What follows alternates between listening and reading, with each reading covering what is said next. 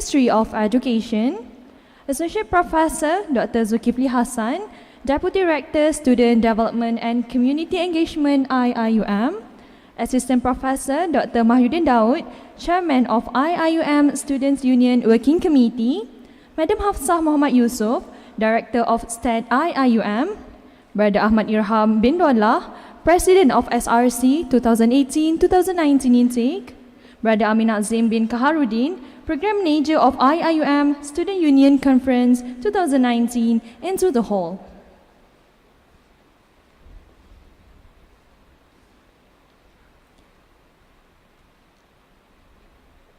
Ladies and gentlemen, you may be seated.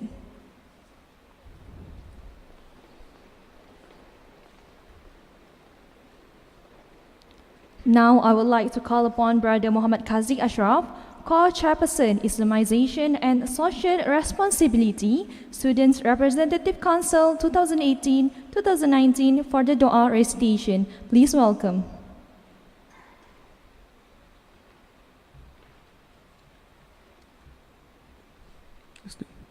Ummul Furqan Al-Fatiha. Alhamdulillah.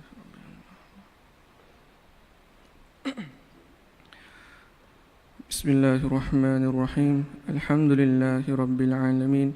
Wassalatu wassalamu ala ashrafil anbiya wal mursalin wa ala alihi wa sahbihi ajma'in. Allahumma ighfir lana dhunubana wa li ikhwanina allazina sabaquna bil iman wa la taj'al fi qulubina ghillan lil ladzina amanu rabbana innaka ra'ufur rahim. Ya Allah, Ya Rahman, Ya Rahim. Praise be thanks to Allah, the Lord of the world. Peace and blessings be upon you, our beloved Prophet Muhammad sallallahu alaihi wasallam and his companions, and also for those who follow his example till the day of judgment.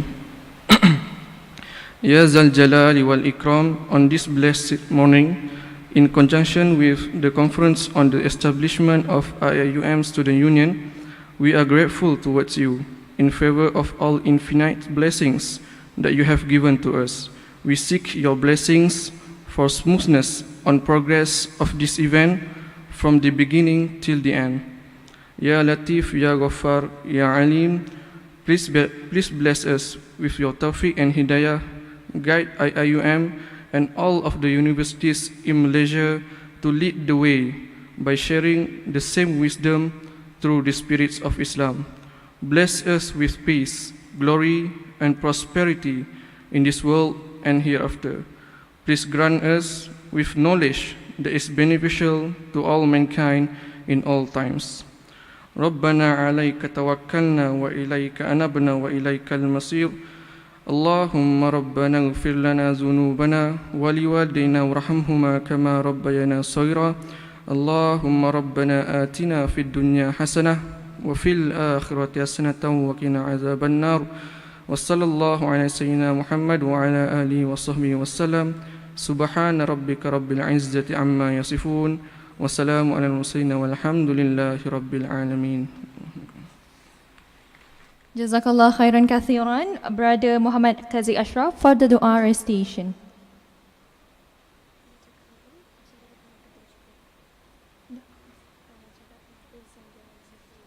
Right now we will be present the safety video.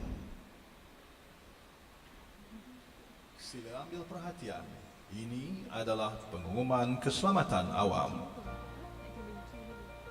Assalamualaikum warahmatullahi wabarakatuh. Selamat datang ke Universiti Islam Antarabangsa Malaysia.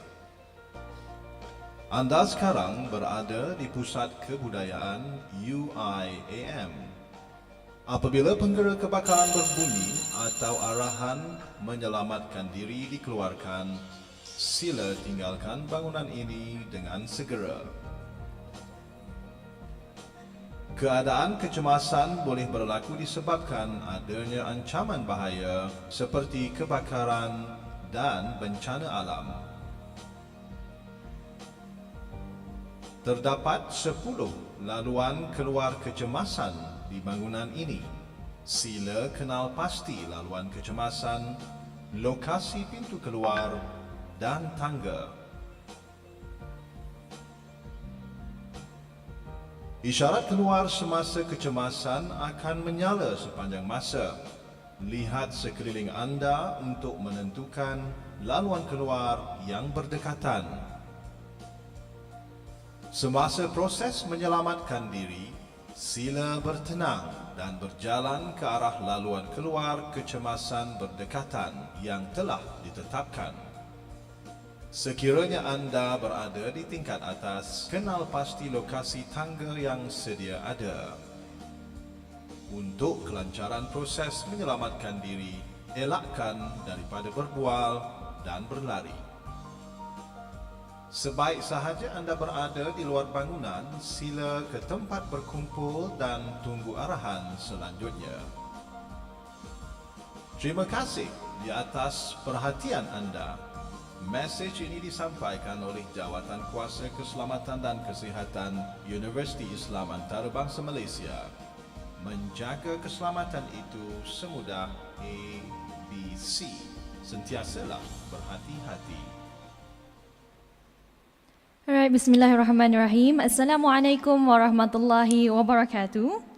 And a warm greeting to Yang Berusaha, Dr. Zaid Omar, Director of Student Development Sector, Department of Higher Education, Ministry of Education, Associate Professor Dr. Zulkifli Hassan, Deputy Director Student Development and Community Engagement IIUM, Assistant Professor Dr. Mahyudin Daud, Chairman of IIUM Students Union Working Committee, Madam Hafsa Muhammad Yusof, Director of Student Affairs and Development Division STAD IIUM, Brother Ahmad Irham bin Dollah, President of Students Representative Council 2018-2019, Brother Amin Azim bin Kaharudin, Program Manager of IIUM Student Union Conference 2019, all ladies and gentlemen, brothers and sisters, and also all student leader, welcome to the conference on the establishment of IIUM Student Union 2019.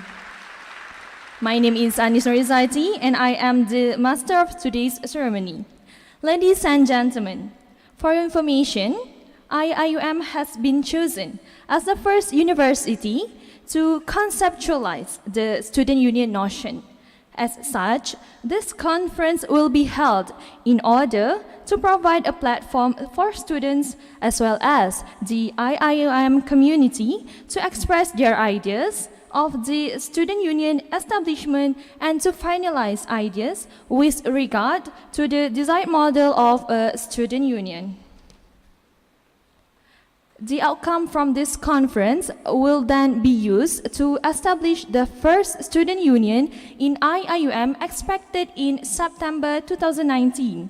These proposals will then be judged and adjudicated by a panel of judges. With that, allow me to introduce our panel of judges for today. Firstly, we have Assistant Professor Dr. Mahyudin Daud, Chairman of IIUM Student Union Working Committee, the head of judges for today. Second, we have Madam Hafsa Muhammad Yusof, Director of Student Affairs and Development Division STAD IIUM. Next, we have Brother Muhammad Badruzaman Muhammad Basri, Deputy Director Finance Division IIUM. We have Brother Muhammad Azrul Hazrin Abdul Razak, Legal Officer of IIUM, and Brother Muhammad Fikri Ahmad, former President of Students Representative Council 2013-2014 and currently holding the post as Private Secretary to the Deputy Minister of Finance. And last but not least, we have Brother Goh Wen Jian, Vice President Majlis Perundangan Pelajar Kebangsaan MPPK. Ladies and gentlemen, today's ceremony shall open its curtain with greetings from a line of esteemed personnel. Without further ado, please welcome Brother Muhammad Haris Iskandar Wan Roslan, Secretary of IIUM Students Union Working Committee, to deliver his welcoming remarks. Please welcome.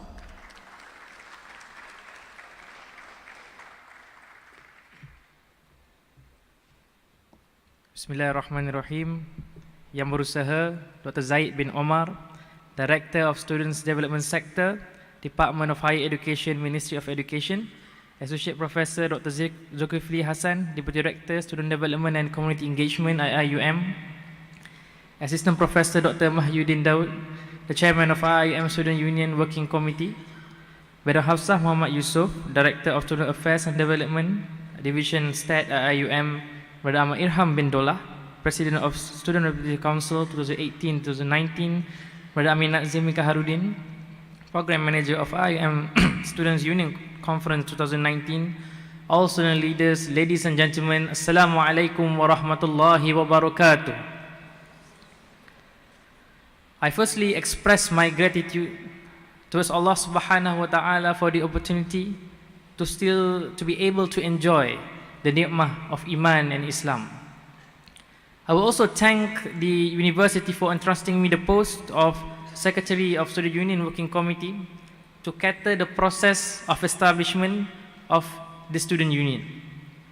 And I will also would like to thank the Student Union Working Committee as well as the collaborators for making it through until this conference, which acts as a final phase of the establishment. Being an IIUM student and having 4 years of observation of the atmosphere of the campus politics in this university, it has never failed to make me proud. All societies and students front, they put aside their political differences and unite together to make this conference a success. The Student Representative Council for this tenure, Gombak and Pagoh, has always aimed for unity among various groups so that we can achieve excellence. So that's why for this tenure, we decided to choose excellence through unity as our tagline. And Alhamdulillah, the composition of members in the Students' Union Working Committee as well as this conference is a manifestation of the tagline. Hence, I will personally thank SRC Gombak and Pagoh, Kuantan, Kuliah-Based Societies, Mahalah Representative Coordination Committee, We Unite for Islam Whoopi, Student Democratic Alliance SDA, to have practiced the culture of mature and constructive politics to ensure that our beloved university is on the right track. That is why from the start of the establishment of the Student Union Working Committee, we are very open to invite these groups to become the part of change in our university. Big applause for them again. And I am truly delighted that IIUM has taken heed of the Ministry of Education's mandate to initiate the establishment of Students' Union. It is well aware that Students' Union is an improvisation of a concept. From the concept of from the university to the students by the university, to the concept of from the students to the students by the students. But I believe that the existence of Students' Union should not only be restricted to this area of university. If we look back to the history, the Students' Union in University Malaya or as well as in Indonesia, they play a crucial role in determining the country's future as they hold one of the most influential sector in the nation's politics. We are now talking about students being given much autonomy to govern their affairs, are now being a part of the team to make Malaysia a better country. So the concept should not only be from the students to the students by the students, it must also be from the students to the nation by the students. But I believe that as a Muslim, it is not only the university that we're looking to develop, it is not only the nation that we are looking to develop. As a student of IIUM and as a proud Muslim, we should embed in our heart that the concept must be from the students to the ummah by the students. We are all here to witness a history of change. The establishment of Students' Union throughout Malaysia in all universities shall change the atmosphere of Malaysian politics, and that we hope that it would turn to a better atmosphere which will include these three elements. The first one, to practice the culture of mature and constructive politics. We want the students to not make baseless attacks on issues and to not practice mileage-based politics as their basis of survival. We want students to adopt the principle of tabayyun, whereby the students did its checking and verification before making its conclusion on any issues. We do not want to make any speculation as our basis of criticism. We want to ensure that the truth is being used as a basis of criticism. The second element, to practice good governance in line with the Sharia. We want the students to uphold the principle of Sharia in their daily governance, regardless in finance or in administrative. The third one, and the most important part, is to uphold the interests of people than the interests of political parties. Yes, we have the right to choose any political party that we feel the best for the future of our country. But once we hold the position of a student's representative leader or student's representative, it is a must for us to act as a non-partisan. And regardless of who is in power of today's government, it is a responsibility for us to stand up and voice our constructive criticism towards the government for the greater good. I know that there are some history in our nation which sometimes divides the people in this country. We learn that through our historical timeline. But let us not take that reason to not move forward. Let us not make history as a reason to not fulfill our promises, as the people who have a bad past today have high potential of creating a better future for tomorrow. I would like to end my speech by saying that IIUM is now aiming the way to lead in various sectors. But for me, leading the way is not always about being in front. Sometimes it is better to lead from behind and to put others in front, as I believe that is a true value of leadership. Thank you. Thank you, Brother Wan Haris, for the wonderful speech. Next, please welcome Assistant Professor Dr. Mahyudin Daud, Chairman of IIUM Students Union Working Committee, to deliver his speech. Please welcome.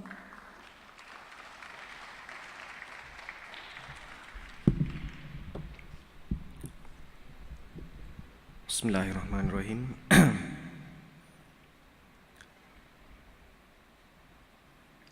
Yang berusaha Dr. Zaid Omar, Director Student Development Sector, Department of Higher Education, Ministry of Education, Malaysia. Yang berusaha Associate Professor Dr. Zulkifli Hasan, Deputy Director Student Engagement and Student Development and Community Engagement, IIUM. Madam Hafsah Muhammad Yusof, Director of Student Affairs and Development Division, IIUM. Brother Ahmad Irham Dollah, President of SRC. Ladies and gentlemen, brothers and sisters, Assalamualaikum warahmatullahi wabarakatuh. First and foremost, I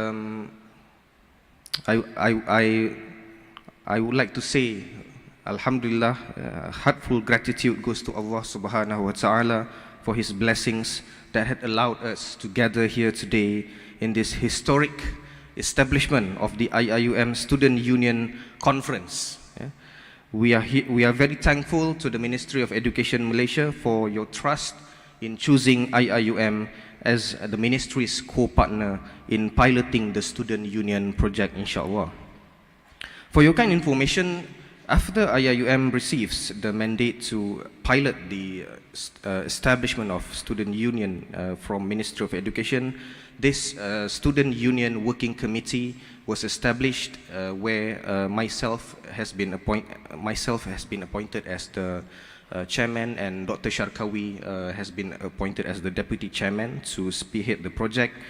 Alhamdulillah, we have been assisted by the very wonderful team led by Brother Izzuddin and also SRC and other student leaders, which actually they are the main part of the whole student union establishment. And of course, we are proud to announce that this working committee is manned mainly by IIUM student leaders, where involvement of staff has been advisory in nature. We have been very minimally involved. So perhaps this is what Brother Wan Harith was trying to say just now. This is from the students, for the students, and by the students. So we are living up to this. Yeah? So Alhamdulillah, of course, after this initiative has been taking place, a lot of series of discussions, town halls and road shows have taken place where students of IIUM have been actively participating in this practice. So throughout the whole process, the IIUM Working Committee has decided to open up opportunities for the students to submit proposals as where how they want the student union to be, in which this has resulted in a submission of 8 proposals, which we will hear today from this morning until afternoon. I particularly thank Whoopi, SRC Gombak, Gamis, SDA, Harmony Kuantan, MRC, SRC Kuantan, and KBS for have sent their submissions to show how they want to participate in this intellectual discussion. So with that, hopefully this will pave a new journey for student activism in Malaysia, where student idealism and voices are taken to a new frontier, which we have repeatedly said just now, from the students to the students and for the students. In this regard, we hope that this would empower student voices through the establishment of student union. With that, let us pray that our journey will be blessed and guided by Allah subhanahu wa ta'ala. And with that, I end my speech. Thank you. Assalamualaikum warahmatullahi wabarakatuh. All right, thank you, Assistant Professor Dr. Mahyudin Daud, for the interesting speech. Ladies and gentlemen, without further delay, let's put our hands together for Yang Berusaha Dr. Zaid Omar, Director of Student Development Sector, Department of Higher Education, Ministry of Education, to deliver his officiating speech. Please welcome.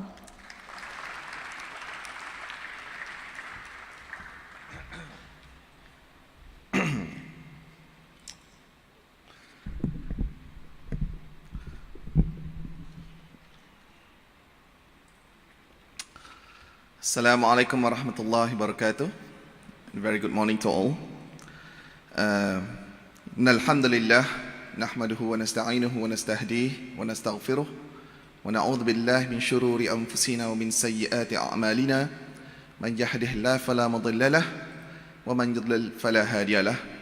Ashhadu an la ilaha illallah wahdahu la sharika lahu wa ashhadu anna Muhammadan abduhu wa rasuluh. Allahumma salli ala Sayyidina Muhammad wa ala alihi wa sahbihi wa man tabi'ahum bi ihsanin ila yaumiddin, amma ba'd. Associate Professor Dr. Zulkifli Hassan, Deputy Rector of Student Development and Community Engagement of IIUM, Assistant Professor Dr. Mahyudin Daud, Chairman of IIUM Student Union Working Committee, Madam Hafsah Muhammad Yusof, Director of Student Affairs and Development Division of IIUM, Brother Ahmad Irham Dollah, President of the Students Representative Council, Brother Amir Nazim Kaharuddin, the Program Manager for the Conference on the Establishment of IIUM Students Union, and fellow guests and distinguished members of this August Hall. It gives me great pleasure and honor to be in the International Islamic University of Malaysia, the Garden of Knowledge and Virtue, to be able to share with you on this auspicious day the developments and details of our impending Students' Union implementation. Ladies and gentlemen, Students' Union is actually a concept already enshrined in AUKU, already enshrined in UUCA, in our university's constitutions. In Article 48 of Jadual Pertama in AUKU, it clearly states, semua pelajar berdaftar di universiti adalah bernaung di bawah kesatuan pelajar. But unfortunately, for whatever reason, it has been dormant until now. Students' Union is one of the manifestos of the new government, and it has been entrusted upon me and my office in all the universities to implement and make it happen, to realize it. Alhamdulillah, our Education Minister, Dr. Masli Malik, is very, very supportive of this proposal of establishing our Students' Union. Ladies and gentlemen, last week I wrote an article that was published in NST in which I reiterated our government's commitment to establishing a Students' Union.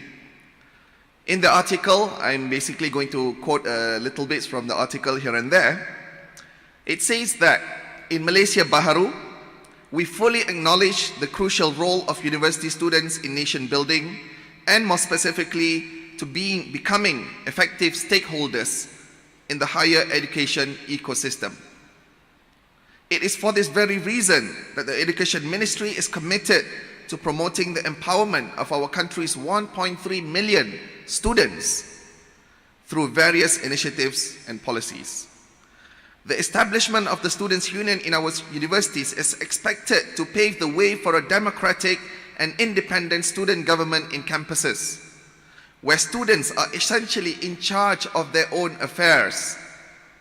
This marks quite a departure from the status quo, which dictates that the students to rely heavily on Pejabat Hal Ehwal Pelajar or the Student Affairs Office to supervise their activities and affairs. In the Students' Union era, for example, activities organized by clubs and societies will no longer require approval by the HEP, rather the student body themselves. Likewise, student representatives will be permitted to partake in university management committees and senate meetings in representing the student interests. Students will have full access to their own finances and accounts currently governed by the university. The Students' Union will be the registrar of societies, with new societies or new clubs being decided to be registered by the students themselves. And they will be the policymaker for freedom of speech in campus. If any speaker wants to come into campus, it is up to the students themselves to decide whether he or she, the speaker or that speaker, is allowed or not. Campus elections will entirely be run by the student body, with the HEP subsequently assuming the role of advisors and facilitators. This should be good news to students, because for so long, the students have the short end of the stick. The prevalent view of all that assumes patronage over students and that the university knows best can no longer be relevant. Our students and our youth are the nation's investment. Hence, it is for this reason that greater student empowerment will hopefully elevate the student status as respected members of the society and enable them to become effective check and balance entity to the government. All this hopefully will prepare students in leading Malaysia towards greater heights in the future, inshallah. So with this being said, discussions on Students' Union, I am very pleased to say, have been ongoing at various levels with good support and positive responses from the public universities thus far. This attests to the readiness of the academic leaders and our student populace in embracing the new framework, as well as their willingness and maturity in allowing the shift in this power dynamics between student and university. The Students' Union Establishment Committee, which is spearheaded by my office in the Education Ministry, comprises a diverse membership inclusive of 3 Deputy Vice-Chancellors, including Dr. Zulkifli Hassan, Dato' Fazil Cik Dain, and also Dr. Afandi Saleh, a policy researcher, Dr. Wang Chanda from USM, a lawyer, Puan Fadlina Siddiq, also a IIUM alumni, 2 prominent activists. This is the first time I'm going to announce the new additions to our team. Tuan Hishamuddin Rais and Saudara Adam Adli will be the new members of the Students' Union Establishment Committee. And last but not least, a member of parliament, YB Hassan Karim, a member of parliament for Pasir Gudang. So we are all this very diverse and very unique team we are entrusted with the responsibility of carrying out the idea of implementation of Students' Union, inshallah. It is expected that by September, IIUM will be the first university to partner with our ministry in piloting the Students' Union on campus. And other universities are expected to follow suit by 2020. And so we come to this conference on Students' Union in IIUM. I am proud and happy to see such dedication and active participation from students, student groups, and also the staff to make this happen. And I must say a huge congratulations to Dr. Mahyuddin and your team for being the backbone and the organizers of this event. Today, I hope for some great discussions to take place, some great debates, and very matured discussion that can hopefully happen to bring forward our idea for Students' Union together, inshallah. So, without further ado, I really wish you the best of, happy conferencing for today. And we look forward to YB Mazli's appearance tonight for the closing ceremony. And with that, lafaz Bismillahir Rahmanir Rahim, I am proud to announce that the conference is officiated. Thank you very much. Assalamu alaikum wa rahmatullahi wa barakatuh. All right, thank you so much, Dr. Zaid Omar, for the inspirational speech. And I would like to request Dr. Zaid to remain on the stage for the next agenda. Now, ladies and gentlemen, I would like to invite Associate Professor Dr. Zulkifli Hassan, Deputy Rector, Student Development and Community Engagement, accompanied by Assistant Professor Dr. Mahyuddin Daud, to join Yang Berusaha Dr. Zaid Omar to officiate this conference. Please welcome.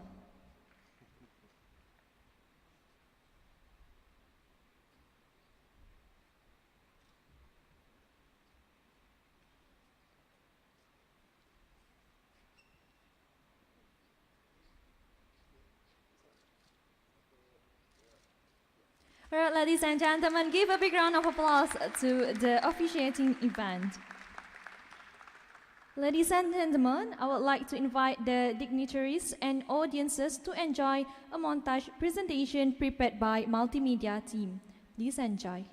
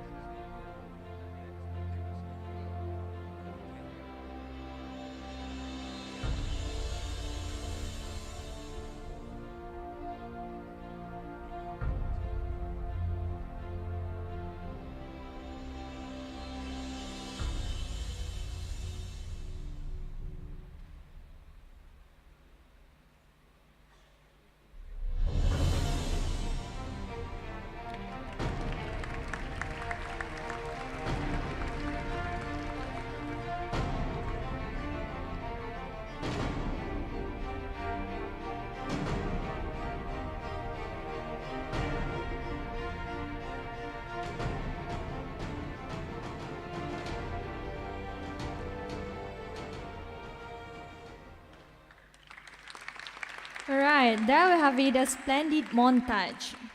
Now, honorable guests, ladies and gentlemen, I would like to invite Associate Professor Dr. Zulkifli Hassan, Deputy Rector, Student Development and Community Engagement, accompanied by Assistant Professor Dr. Mahyudin Daud, to present a token of appreciation to Yang Berusaha Dr. Zaid Omar for officiating this conference. Please welcome.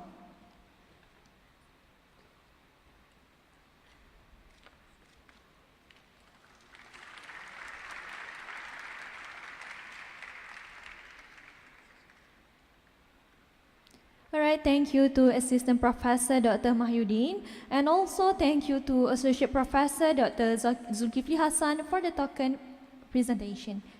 Thank you. Now we will be having a group photography session.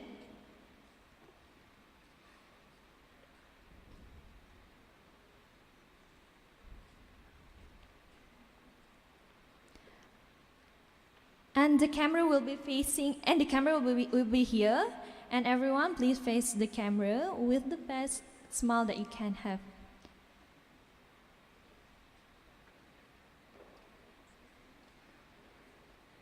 Right, can I have ladies and gentlemen, brothers and sisters to stand up? Thank you.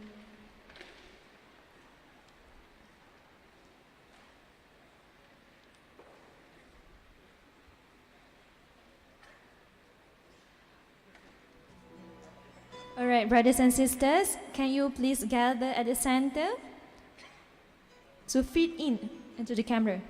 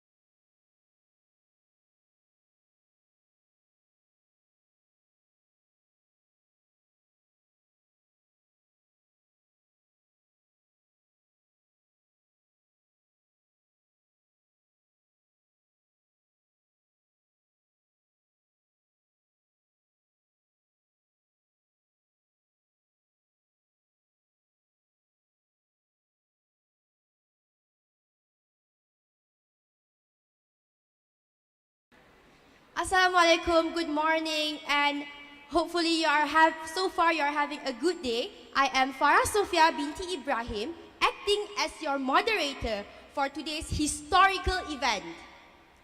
If this is your first time in IIUM, welcome to the International Islamic University Malaysia. And of course, most importantly, welcome to the conference of the establishment of IIUM Student Union. The first ever in the history of Malaysian universities. Can I see a show of hands of those who are not from IIUM? Quite a number. Give them a round of applause for coming to IIUM Gombak, which is actually at the quite far, I can say. Okay. Can I see a show of hands of those from IIUM? Nice too. So how are you guys feeling today? Nervous? Excited? Okay. Well, I am very excited.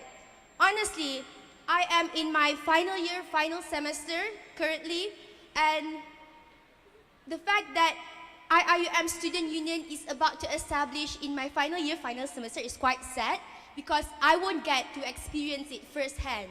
I won't get to be part of it. I won't get to be involved in it.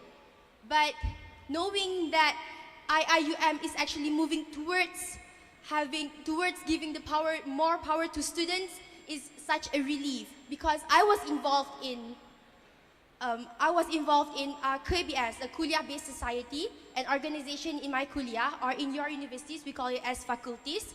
And I know what it felt like, having to deal with the people from people with the upper power, and now having to get the power for ourselves. It will hopefully bring IIUM to a better place.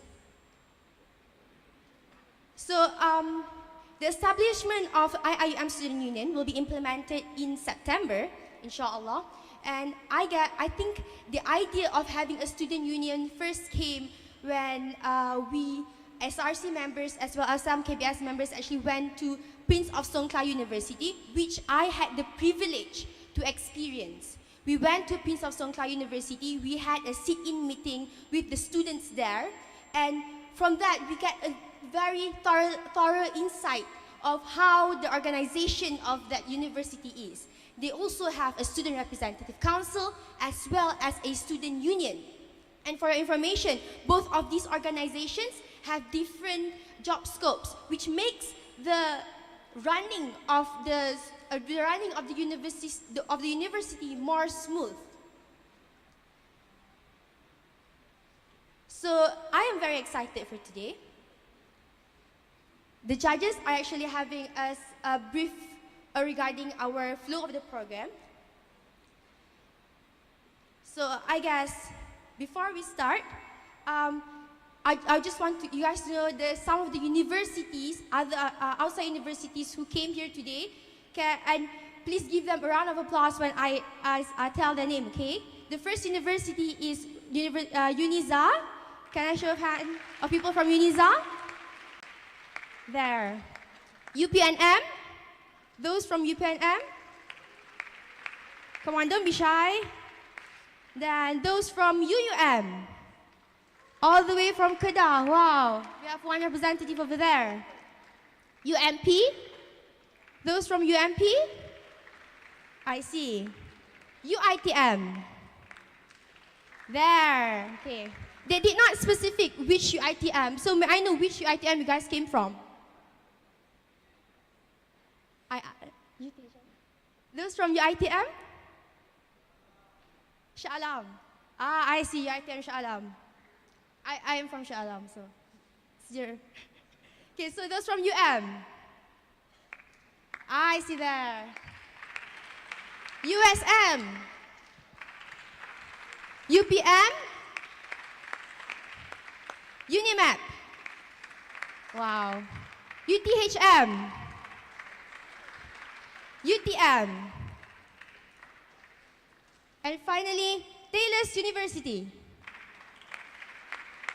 Welcome to IIUM Gombak.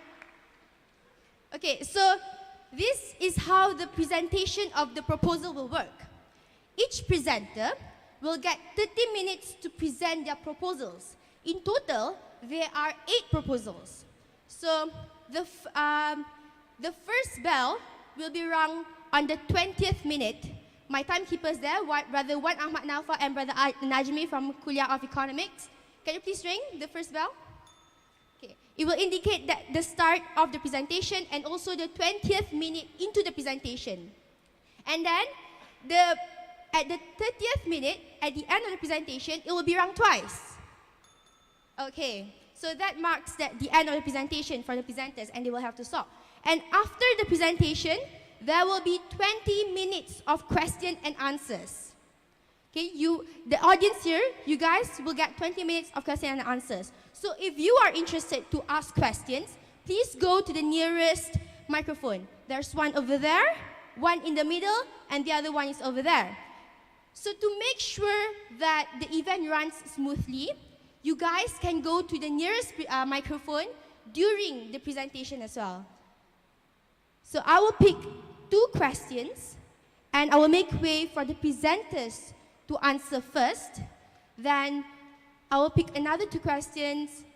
They will be repeated until 20 minutes is up. Okay. So I will now ask around for some insights of their university. You guys are from UTHM, right? Okay. Hi, people from UTHM. Okay, can you just explain some insights of where you are from, like what organization and the structure of it?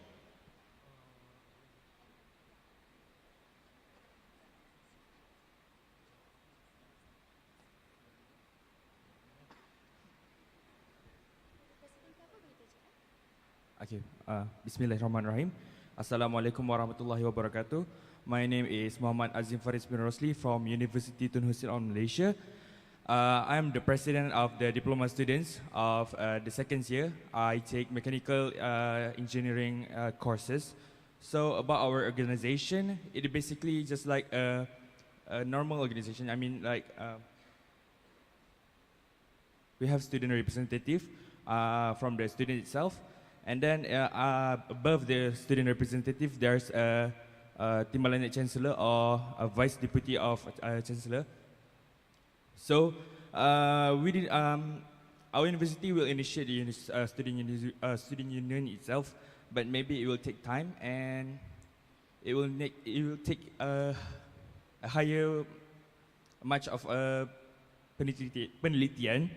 I'm sorry for my English. So that's all. Is there anything you want to ask?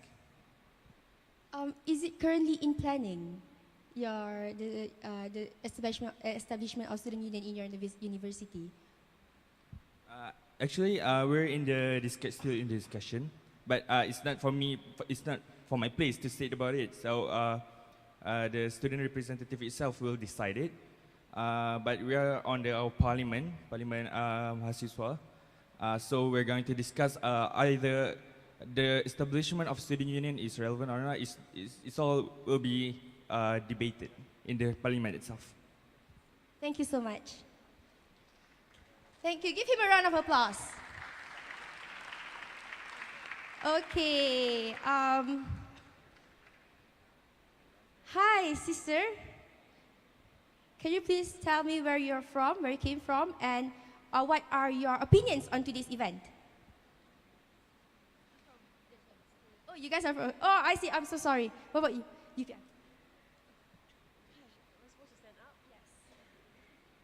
Hi, so my name is Ruby and I'm from UPM. I'm one of the student representative council members from UPM for 2018 and 2019. So what's the question again? Sorry.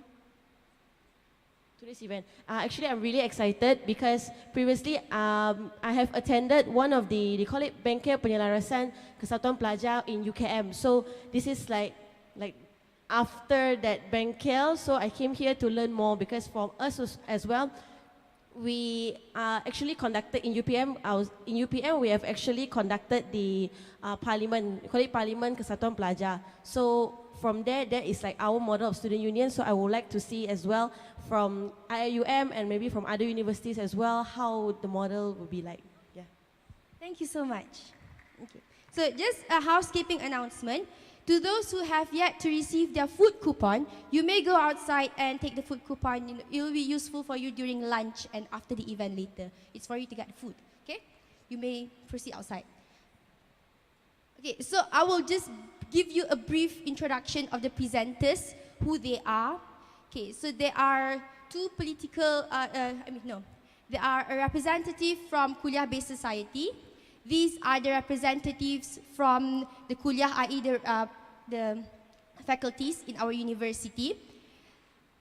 And the one who will be presenting for our KBS is, one person is from Ahmad Ibrahim Kuliah of Law, and the other one is from Kuliah of Economics and Management Sciences. Then we have two representatives from a political movement in IIUM, known as We Unite for Islam, Whoopi, and the other one is SDA. And also there's the Mahalah Representative Coordination Council, the Mahalah representatives. Mahalah is what we call as hostels here in IIUM. We call it as Mahalah. So it's a combination of the Mahalah representative together. And then we also have those from Harmony, a club in IIUM, and more later on.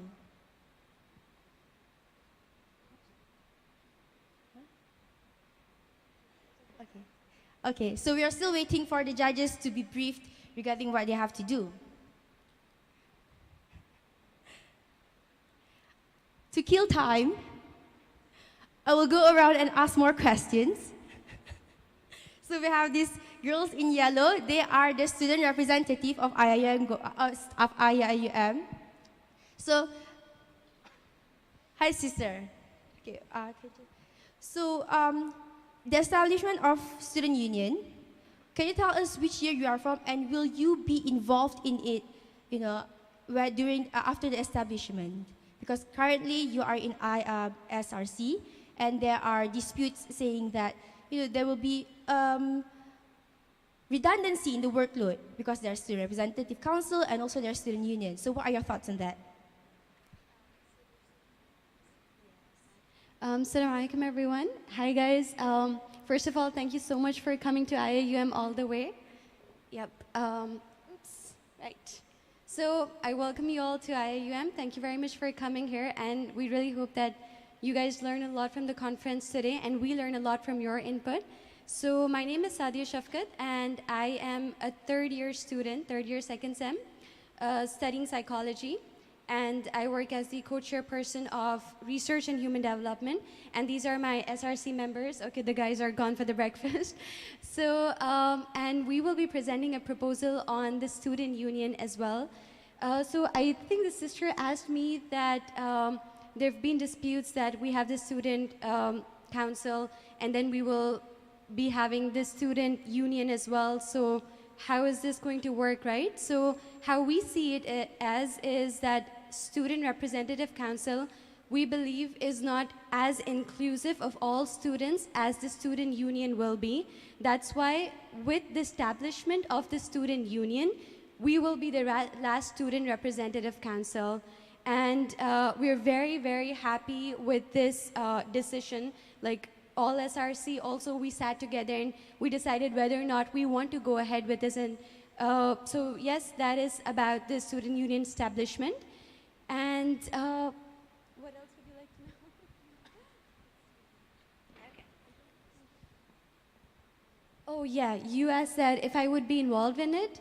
So because I will be in my fourth year and I might have some other commitments, so I won't be involved in it exactly.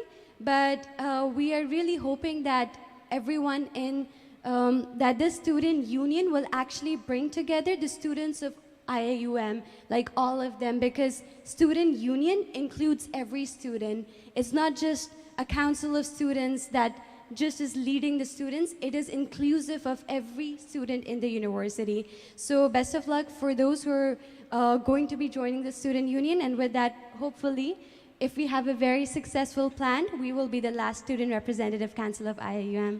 Thank you. Thank you so much.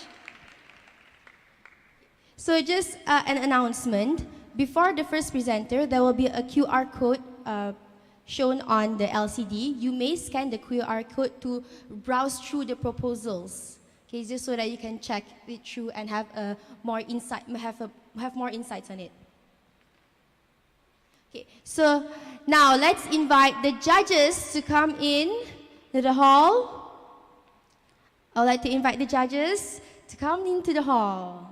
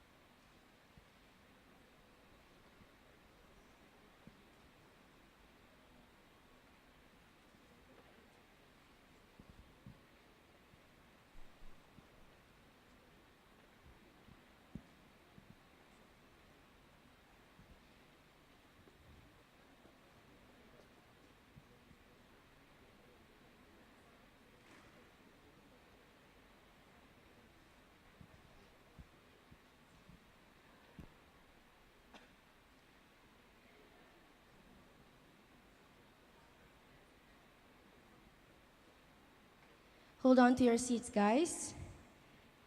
There's a slight problem. We will commence soon.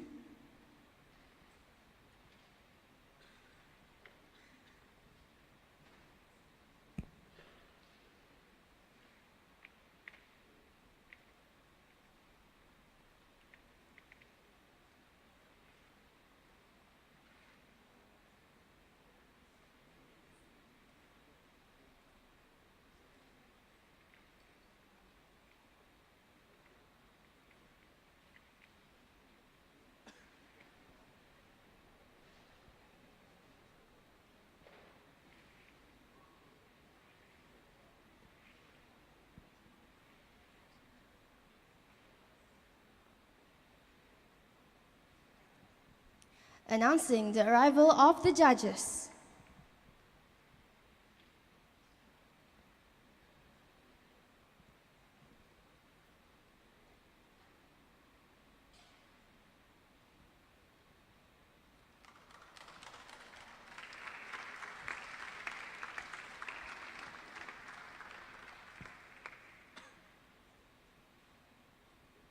The judges are being headed by the Associate Professor, Dr. Mahyudin Daud.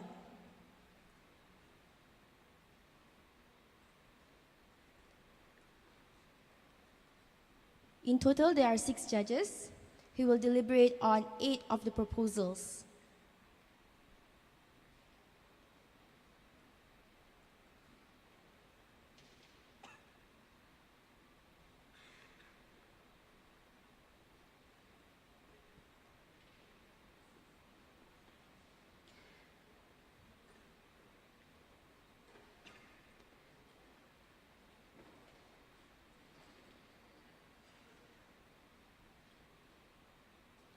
Okay, so excitement has been built up. Are you guys ready for the first presentation?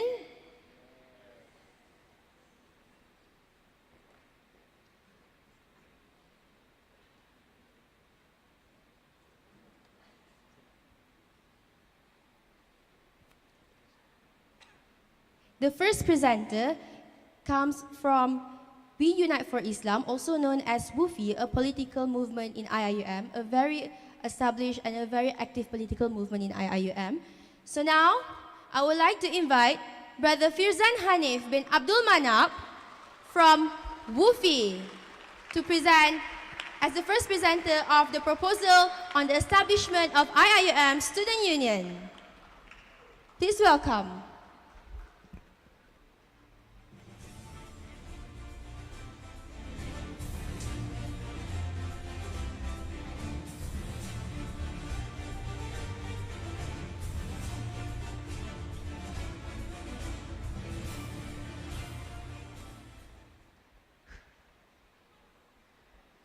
Bismillahirrahmanirrahim. Alhamdulillahi Rabbil Alamin.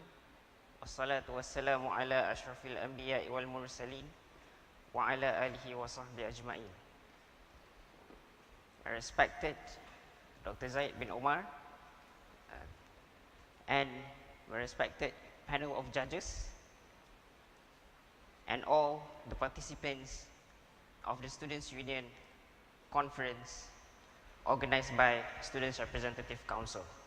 Thank you very much for your cooperation and attendance to this conference today. My name is Firzan Hanif bin Adumanap, fourth year students from Department of Political Science, Kuliah of Islamic Revealed Knowledge and Human Sciences. And today, I would be presenting to you the proposal for the establishment of IIUM Students' Union from We Unite for Islam. Now, let us go through a little bit into the introduction of what is Students' Union. Students' Union is essentially a students' body, just like the Students' Representative Council, but it has an added decision-making power and by implication, an added responsibility. The Students' Union would cater or would have decision-making powers in matters regarding students' affairs. And they would also be the members in the Senate meeting and the University Management Committee meeting in discussions regarding students' affairs. There will also be a Students' Union at the national level where representatives from all universities in Malaysia convene and discuss about students' affairs at the national level. Now let's move on to the first slide. What are the philosophies and the guiding principles behind the Students' Union? We need to have this philosophy and guiding principles in order to have a proper understanding of why should we have a Students' Union. We don't want to go all through this trouble establishing a Students' Union just for the sake of having a Students' Union and just for the sake of following other countries that have Students' Union in their universities. The second slide, please. The second slide, please. As mentioned in the Quran, Allah mentioned, وَإِذْ قَالَ رَبُّكَ لِلْمَلَائِكَةِ إِنِّي جَاعِلٌ فِي الْأَرْضِ خَلِيفَةً. And remember, when your Lord tells the angels, we are making on the earth a Khalifa, a vicegerent. On the earth, there needs to be a Khalifa with the task of iqamatuddin wa siyasatu dunyabi, of establishing religion and administrating the worldly affairs with religion. Within a community, there should be someone who takes the responsibility of administration. Similarly, within a university community, we believe that there should also be someone who takes this responsibility. And this responsibility is taken by the Students' Union Council, by this group of students. They are in charge of taking this responsibility of administrating the students' affairs in these universities in light of the revelation and Islamic guiding principles. Now let's take a look at 4 principles that we believe, regardless of the structural and technicality differences between us, we will have 7 other proposals. I believe there would be differences, but these are the 4 principles that we believe should be upheld, regardless of whichever proposal. Which is first, increase students' authority. There should be an added authority that is given to the Students' Union after the Students' Representative Council is being replaced by the Students' Union. Second, there should be unity among students in promoting and protecting their rights and welfare. We believe that the Students' Union is a place where the students can form a united force in advocating their rights and interests. Third is cultivation of knowledge and protecting and promotion of lecturers as scholars. We are in a university, and the core business of a university is knowledge, is education. And the one who brings that knowledge, who nurtures that knowledge and wisdom to us are the lecturers. These are our scholars. These are the scholars that belong among the students. These are the scholars that should be nurturing the students as future leaders of this ummah. And fourth, emancipation of students' voice. We believe that the Students' Union is a platform for all the students to channel their voice towards the university administration. Next slide. Don't show my face too much. Okay, these are the structure of our Students' Union. Basically, we would have four main entities inside this Students' Union. The first one is the Advisory Council. Advisory Council is a council that consists of academic staff or lecturers, basically from among the rector, the deputy rector of Students Development and Community Engagement, officers from OLA, Office of Legal Advisor, officers from Students Development Division, STAT, and academic staff appointed by IIUM Student Leaders Assembly. This is an advisory council that we plan to have this promotion of scholars or our lecturers as scholars within our community. This should restore the role of scholars or ulama as the advisors to the Students' Union Council. Secondly is the legislative body. This is IIUM Student Leaders Assembly, and ISLA should be the students' parliament, the place where student leaders convene and deliberate on the policies regarding students. The job scope is just basically like what we do in the national parliament, in the Malaysian parliament. We would endorse the budget, the vision and mission of the Students' Union, and we also deliberate on motions and policies related to students. And ISLA would have the power to amend the constitution and policies of the Students' Union. Next, thirdly, we have the executive on the next slide. Next slide, please. The executive consists of the Students' Union Council. Next slide, please. Okay.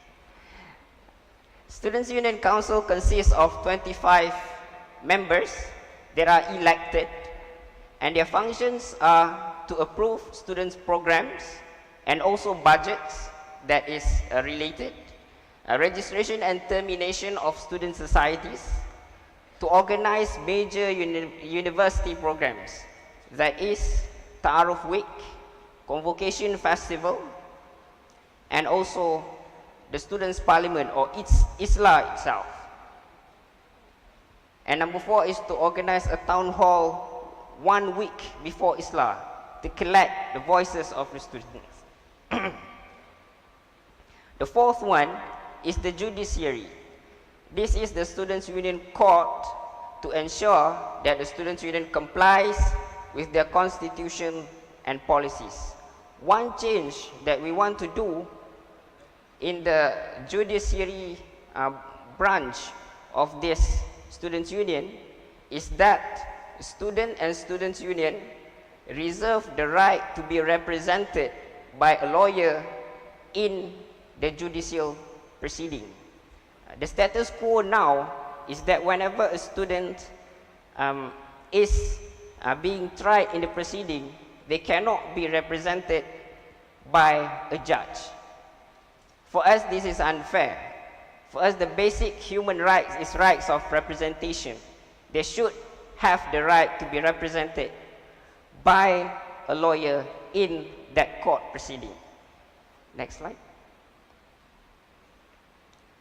Next slide. Okay, thank you.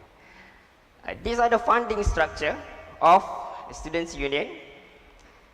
Number one, there should be an account for the Students' Union, and there should be 3 signatories, which are the President, the Secretary General, and Treasurer of the Students' Union Council.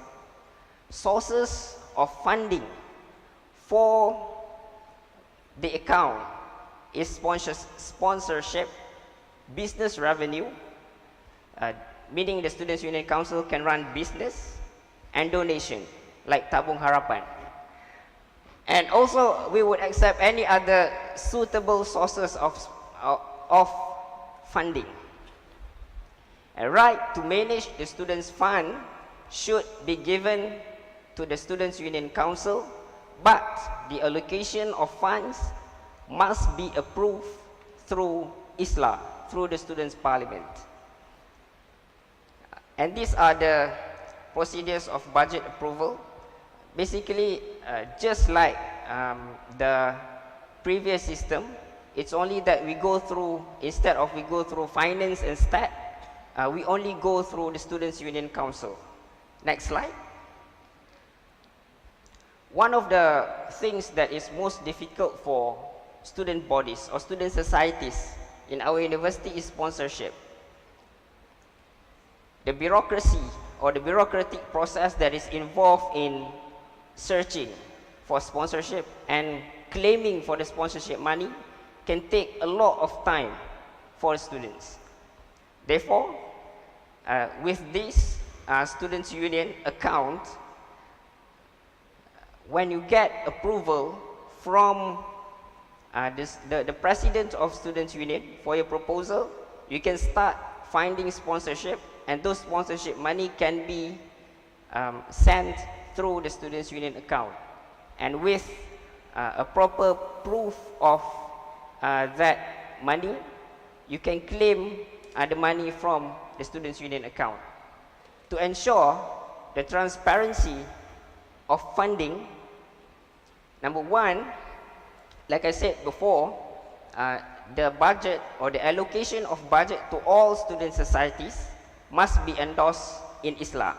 Number two, there should be an audit account by an external auditor at the end of the fiscal year. And number three, the audit report must be presented in the annual general meeting of the Students' Union, where all the students who is a member of a Students' Union can attend and can hear the report. Next slide. These are the elections, like I said before. We have 25 members of the Students' Union, where the general seat, where the president's seat would be contested via a general seat. And the rest will follow the current system in which each kuliah would have 2 representatives, 5 international constituencies, and 1 appointment from Disability Services Unit. And the forming structure of the Students' Union Council, just the same like what we have in SRC before, it's just that we add another treasurer. There will be 2 treasurers, because we would put a lot of financial burden on the Students' Union Council. And they need to allocate the budgets to all societies. We have almost 200 student societies. They need to manage the cash in and cash out, and they also need to prepare the report at the end of the tenure. And below that is a board of executive, just like the excos that we have today. Next slide. These are the authorities and limitations. Role of the Students' Union Council. I will just go through several of the important ones, basically the Students' Union Council, that 25 member, would have the role to monitor and discuss events and decisions regarding students' activities. They have the jurisdiction to approve program proposals and financial reports. And also, they would have the role or the right to issue media statement, give opinions on arising issues, and protest on reasonable justifications. Next, the role of ISLA is to set the policy of Students' Union and to amend the constitution and schedules as appropriate. Next slide. This is the check and balance mechanism of the Students' Union. For the Students' Union Council, they shall consult with the Advisory Council in any decisions that is made by them. But it is not compulsory for them to adhere or to follow that advice. So that advice is basically persuasive in nature. Now, finally, these are the privilege that we suggest for the Students' Union Council. This is at least what we can give to them lah. Okay. Number one is an office and a storeroom. Currently, we have SRC office. Preferably, it would be upgraded into the Students' Union office. We don't have a storeroom, I think. Basically, the current office is the storeroom. It is used to store equipment, it's used to store people, it is used to store everything. So there should be a storeroom for them. Pity them. Number two, covered for any expenses related to Students' Union duties. Okay. We have our student representative council members who are invited to outside programs on their capacity as SRC. But their expenses are not covered. They need to pay for their travel, they need to pay for their food and everything.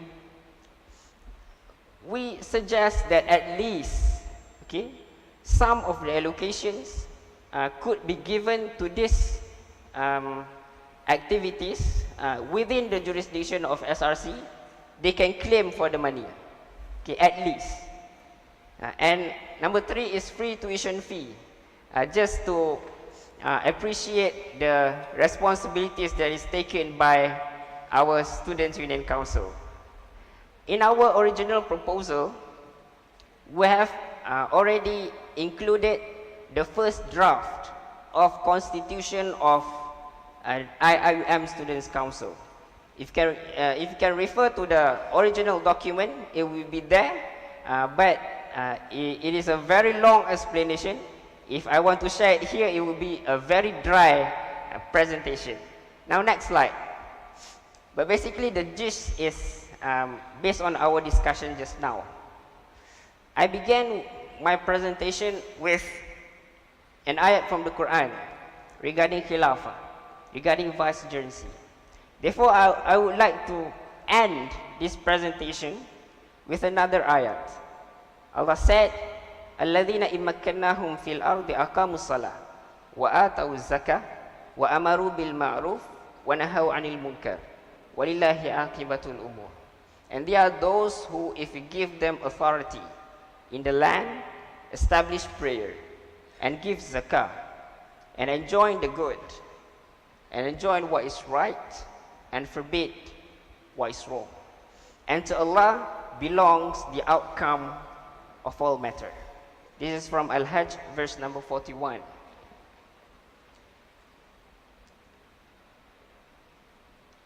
We made this proposal in support of the vision of this university and the vision of Ministry of Education, because this is the change that we want for our students.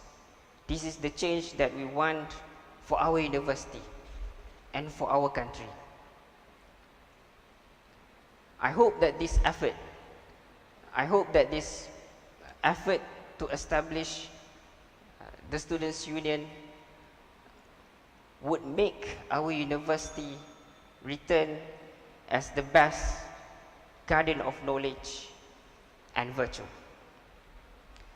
And at the end of the day, when we have this power, when we are asking for this power, that power comes with responsibility.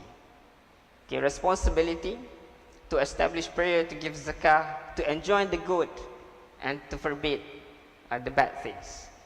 With that, thank you very much for your time. I end my presentation with wabillahi taufiq wal hidayah. Wassalamu alaikum warahmatullahi wabarakatuh.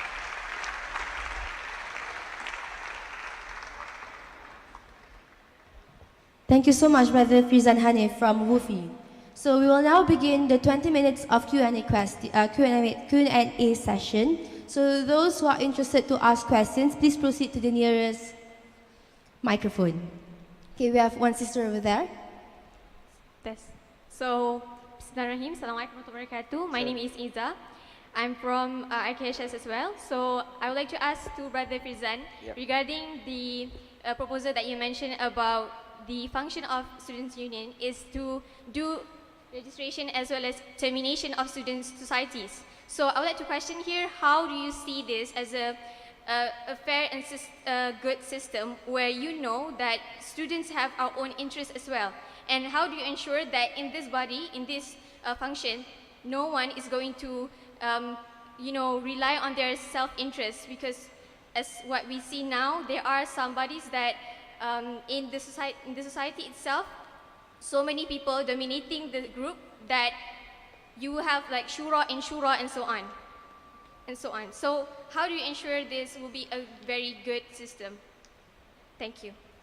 Thank you very much. Before you answer, let's collect one more question from this brother. Assalamualaikum. My name is Haris from UKM. I have a few things that I want to raise here. Firstly, regarding the powers or the authority that was given, that should be given by the student union should this student union is established. My concern is by looking at the draft or the proposal that was drafted, I see that it's a bit too overpowered by the students itself, because we can see, although we are trying to empower students by having this kind of authority and also these privileges, I'm still aware of certain circumstances where there will be situations what we deem as absolute power corrupts absolutely. So I'm trying to seek clarification from you regarding how this student union will be justified in terms of accountability, as well as how does this student union, although it was fully managed by students, won't end up be just as what we perceive as what we see in the administration, the current administration right now.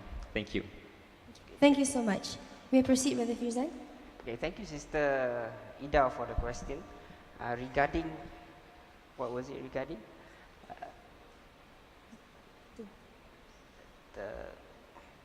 I forgot how to say it. What was it regarding?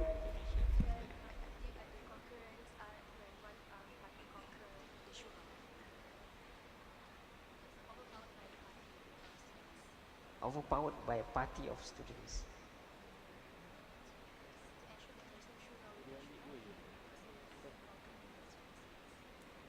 Okay, thank you. Okay,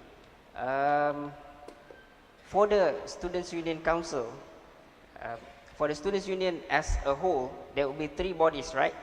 Okay, basically the Students' Union Council, the Parliament, and also the judiciary. I just remembered the exact question about termination of societies. Okay, that was the exact question, right? Okay. Number 1, also to answer the question of our brother from UKM, we have made a check and balance mechanism, because we know that there is a lot of power.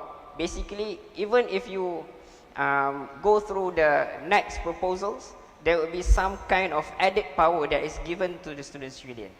Okay, we acknowledge that this power has the potential to be corrupted. That is why there needs to be a check and balance mechanism. And this check and balance mechanism is run by the students ourselves. Okay? For example, the Students' Union Council only has the right to administer the programs and the flow of the Students' Union. It has no rights to endorse the budget on its own. Endorsement of budget needs to go through ISLA. Okay, that is one of the check and balance mechanism. Another one is when you go through ISLA, when the budget is endorsed, then at the end of the year, there will be an AGM. There will be an annual general meeting where all the finances and everything are being presented. And if there is any corruption, it can be questioned. Furthermore, things like the financial flows, the cash in and cash out, will be audited at the end of the year. So there is an element of accountability that is put within the system, a check and balance mechanism. And also regarding the registration and termination of societies, it has the registration and termination of societies cannot be done just like that by the Students' Union Council. There are regulations, rules and regulations that is put for a registration and termination of student societies. And it also needs to go through ISLA. You cannot just terminate student societies just like that. Okay, for right now, even right now in practice, as far as I remember, we don't terminate student societies just like that. Okay, so there will be guidelines on how we do that. And even if there is this extraordinary case where the Students' Union Council terminates a society, then it is a breach of the regulations, breach of policies of the Students' Union, where this Students' Union Council can be charged by the judicial body, the Students' Union Court. Okay, you can bring this matter to the court, basically. Any other questions? We have one question from the judge. Yes. If I may refer to Article 10, number 6, right? You mentioned that any expenditure more than 30,000 should be decided in Islam, basically. So I think there are numerous programs under university or in fact SRCs are more than 30,000 converse.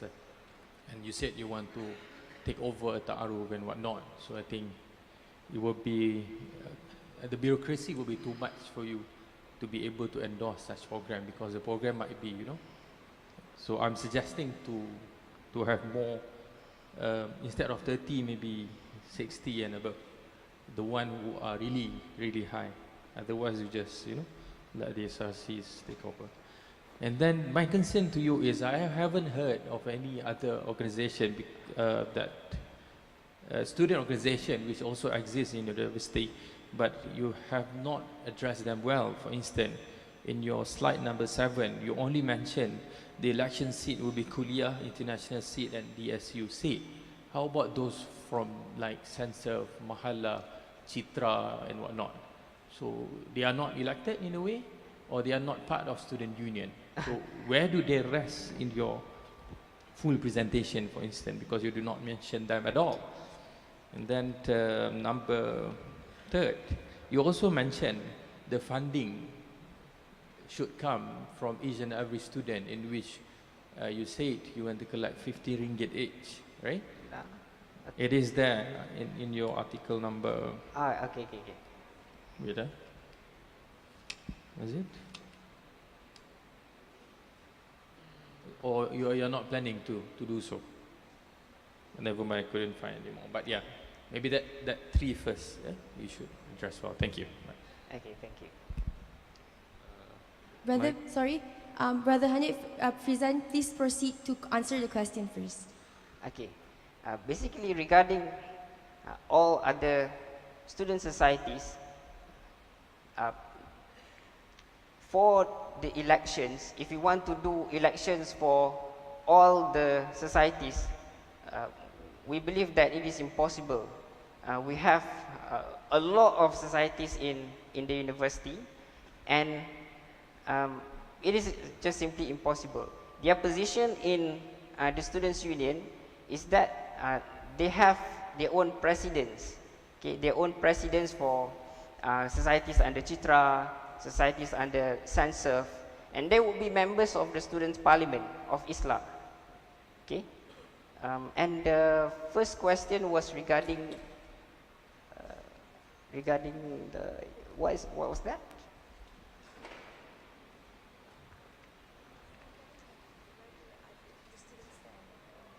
Yes. The fees. Subhanallah, yeah. Oh, about the 30,000, right? Yeah, yeah. The 30,000 money. It is impossible if you it is possible if you want to increase the number, but that 30,000 need to be endorsed by Islam. Is just basically a mechanism for you to ensure that the finances is being used wisely. Is being used wisely, and it is not being used excessively. Okay, because we have very limited funds, and we need to allocate those funds properly. Okay, thank you. Okay, can I have the brother on my left-hand side to ask you a question? My question is... I'm sorry, can you please introduce yourself and tell us where you're from? My name is Ceremonial from University Technology Malaysia, KL campus. Regarding on your slide, one of the slide, you said that privileges of being in the Student Union Council is free tuition fees, whereby government said that the current government said there will be deduction in allocation for every university. So how are you going to make this thing work? This free tuition fees for every student, is it? No. The free tuition fees is only for the Students' Union Council, the 25 members. The 25 members that is in the Students' Union Council, the elected members. Okay, it is not for all students. Okay, thank you. Okay, thank you very much. The brother in the middle? Bismillahirrahmanirrahim. My name is Haziq. The question will be, through the system that you just presented just now, will it be just for you to just contested the president on the general election seat instead of other main board position also should be under the general election seat, so that it will be fair for those who are holding the upper position for the students to vote for them? So what's your opinion on that? Because I seen your slide only stated that the president alone should be contested on general seat. Thank you. Okay, thank you very much. We consider the current condition within our university, where the voting turnout is very low, and also the second consideration is the balance that we have in terms of representation from all kuliahs. If we put too much general seat, we fear that the kuliahs that have a lot of students, especially like RKHS and engineering, for example, they have more than 3,000 students. So these are the kuliahs that will have a lot of representative in the general seats, because they have a lot of students, they have a lot of voters, and therefore they have a higher possibility of getting more votes. We want that these representatives really represent every student in our kuliah, including the kuliahs that have very little students, for example like KAED, For example, like Kuliah of Education, okay, if they were to contest in the election on a general seat, then there would be a lower possibility for them to get votes and win. So that is our consideration. Can I have the sister in the middle? Okay, Bismillahirrahmanirrahim. Assalamualaikum to brother and all. Okay, my question is about funding. It's like you state that source of for student union funding is any another suitable source of funding. Oh, before that, I am Nur Farah from University Science Malaysia. Okay, any suitable source of funding? It's like you say like it's like tabung harapan. So the funding or donation can be received from any party politics like Pakatan Harapan, PH or Barisan Nasional. PAS also can or adakah boleh diterima dana daripada parti politik ataupun tidak dibenarkan parti politik untuk menyumbang dana. Okey, itu saja. Sekian, terima kasih. Baik, terima kasih Saudari Farah dari USM. I just pick out an example of tabung harapan. Suddenly it became a question. So things like tabung harapan is basically donations, okay, donations, and those kinds of donations can go into the Students' Union account, but it will appear in the audit lah. Okay, you would know who donates for. You should know who donates for the Students' Union, because when you donate, it is not the money of the Students' Union Council only. It is not the money that you pay to the Students' Union Council to lobby for political decisions, to lobby for political leverage. When you donate to the students as a whole, number one. And number two, any other suitable sources of funding.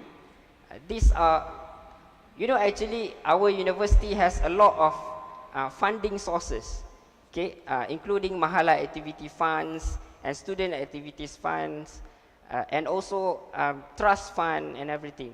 So any sources that are suitable to be included and can be allocated to the students will be managed and allocated by the Students' Union Council with approval of ISLA. Thank you. Thank you, Brother Firza Hanif. Now that marks the end of our Q&A session, as well as the first presentation from Brother Firza Hanif, a representative from We Unite for Islam. Please give him a round of applause. Okay, a short announcement. Our multimedia unit will again post up the QR code on the LCD, so I would like to give you a couple of minutes to scan, and hopefully you will get through to the proposals to the proposals. So it'll be easier for you to browse through and prepare your questions beforehand. You may scan the QR code.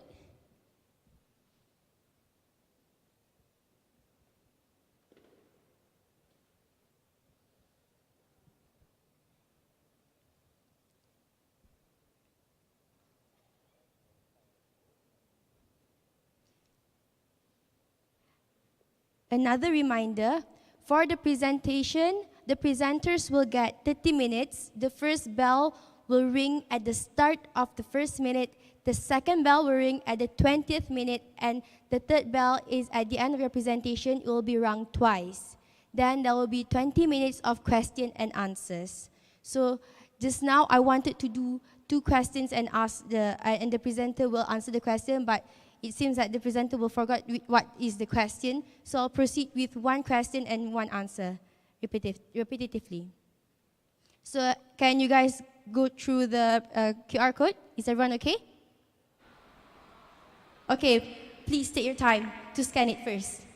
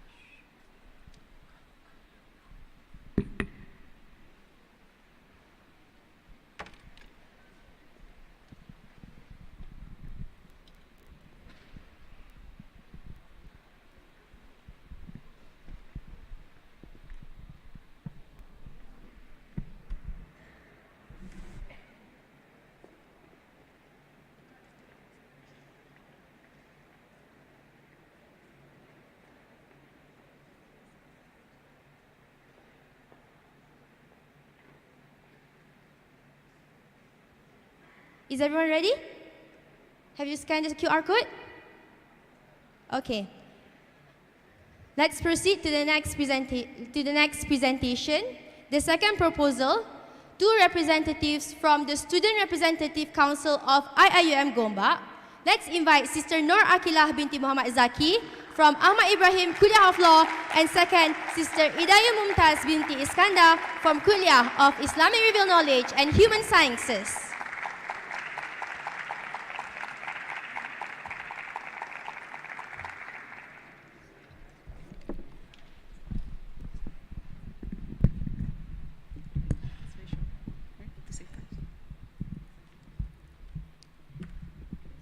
Bismillahirrahmanirrahim. Assalamualaikum, our respected guests, Yang Berusaha Dr. Zaid Omar, distinguished judges, as well as ladies and gentlemen. My name is IIUM Mumtaz, and my fellow chairperson, Akilah Zaki, we are going to present the proposal for Students' Union establishment at IIUM.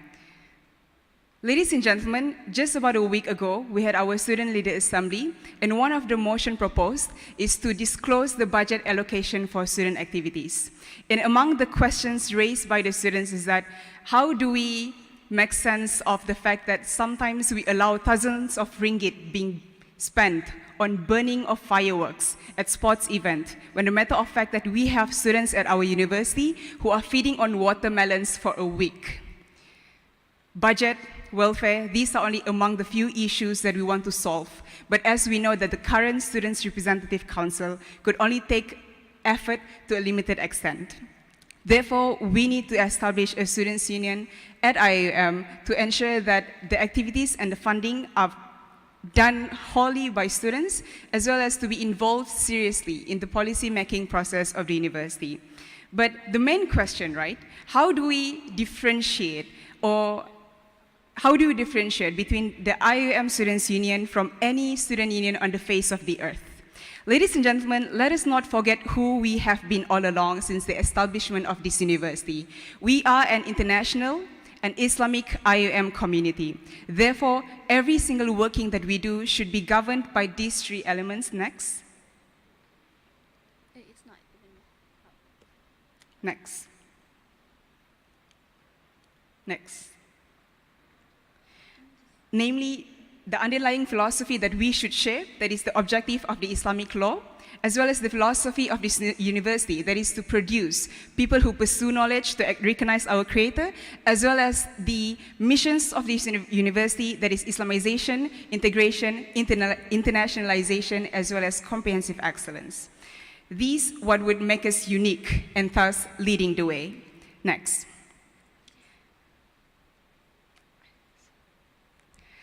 Now, let us begin with the end in mind.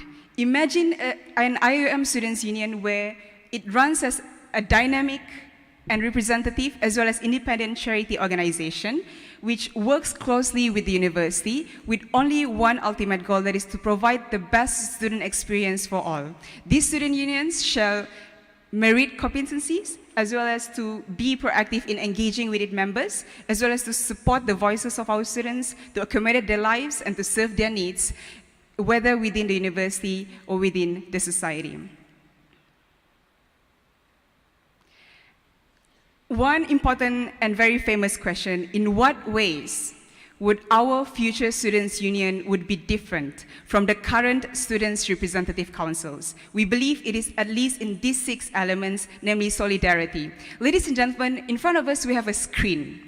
But it's not just one single screen, but it's a combination of thousands and millions of pixels coming together to form a meaningful image. So imagine every single person who registered to this university. Like currently we have 21,000 undergraduate students, not yet including the postgraduates. When they register to this university, they're automatic member of the union. And imagine what we can do as we pull together our resources of ideas as well as materials. The second one, of course, shared governance. As we say, we want to give power to students, but what is the whole point of giving power when you don't have noble ends or goals to achieve at the end? So we must share the governance with the university to provide the best students experience for all, and as well as be given fair treatment and consultation before any major decisions are being made at the university. The third one is, of course, autonomy. In the name of autonomy, which we will show how we are going to check and balance it. This autonomy will give them full responsibility to manage our student activities as well as funding and to be involved in the policy making. And the third element entails the fourth one, that is accountability. The student officers, as well as all of the working committees inside the student union, will be held accountable and responsible. So at the end of the day, we will have audit as well as feedback and measurable reports, and the audits must be publicly disclosed. Representativeness. As we know, IIUM is unique because we have people coming from all over the country, all kinds of interests. So the student body, this diversity of union members should be reflected in our student body. And last but not least, if we want to become a good student union, we must be open that every single member of the union should be aware of the working of the union, be given equal access to its services, as well as to have equal chance to run for office. Going to the structure, if there is one sentence that we can take away from the structure that the SRC proposes, that is, it must be a separation of power that is so clear, governed by fair bylaws. So we have three branches: the judicial branch, executive branch, as well as the legislative branch.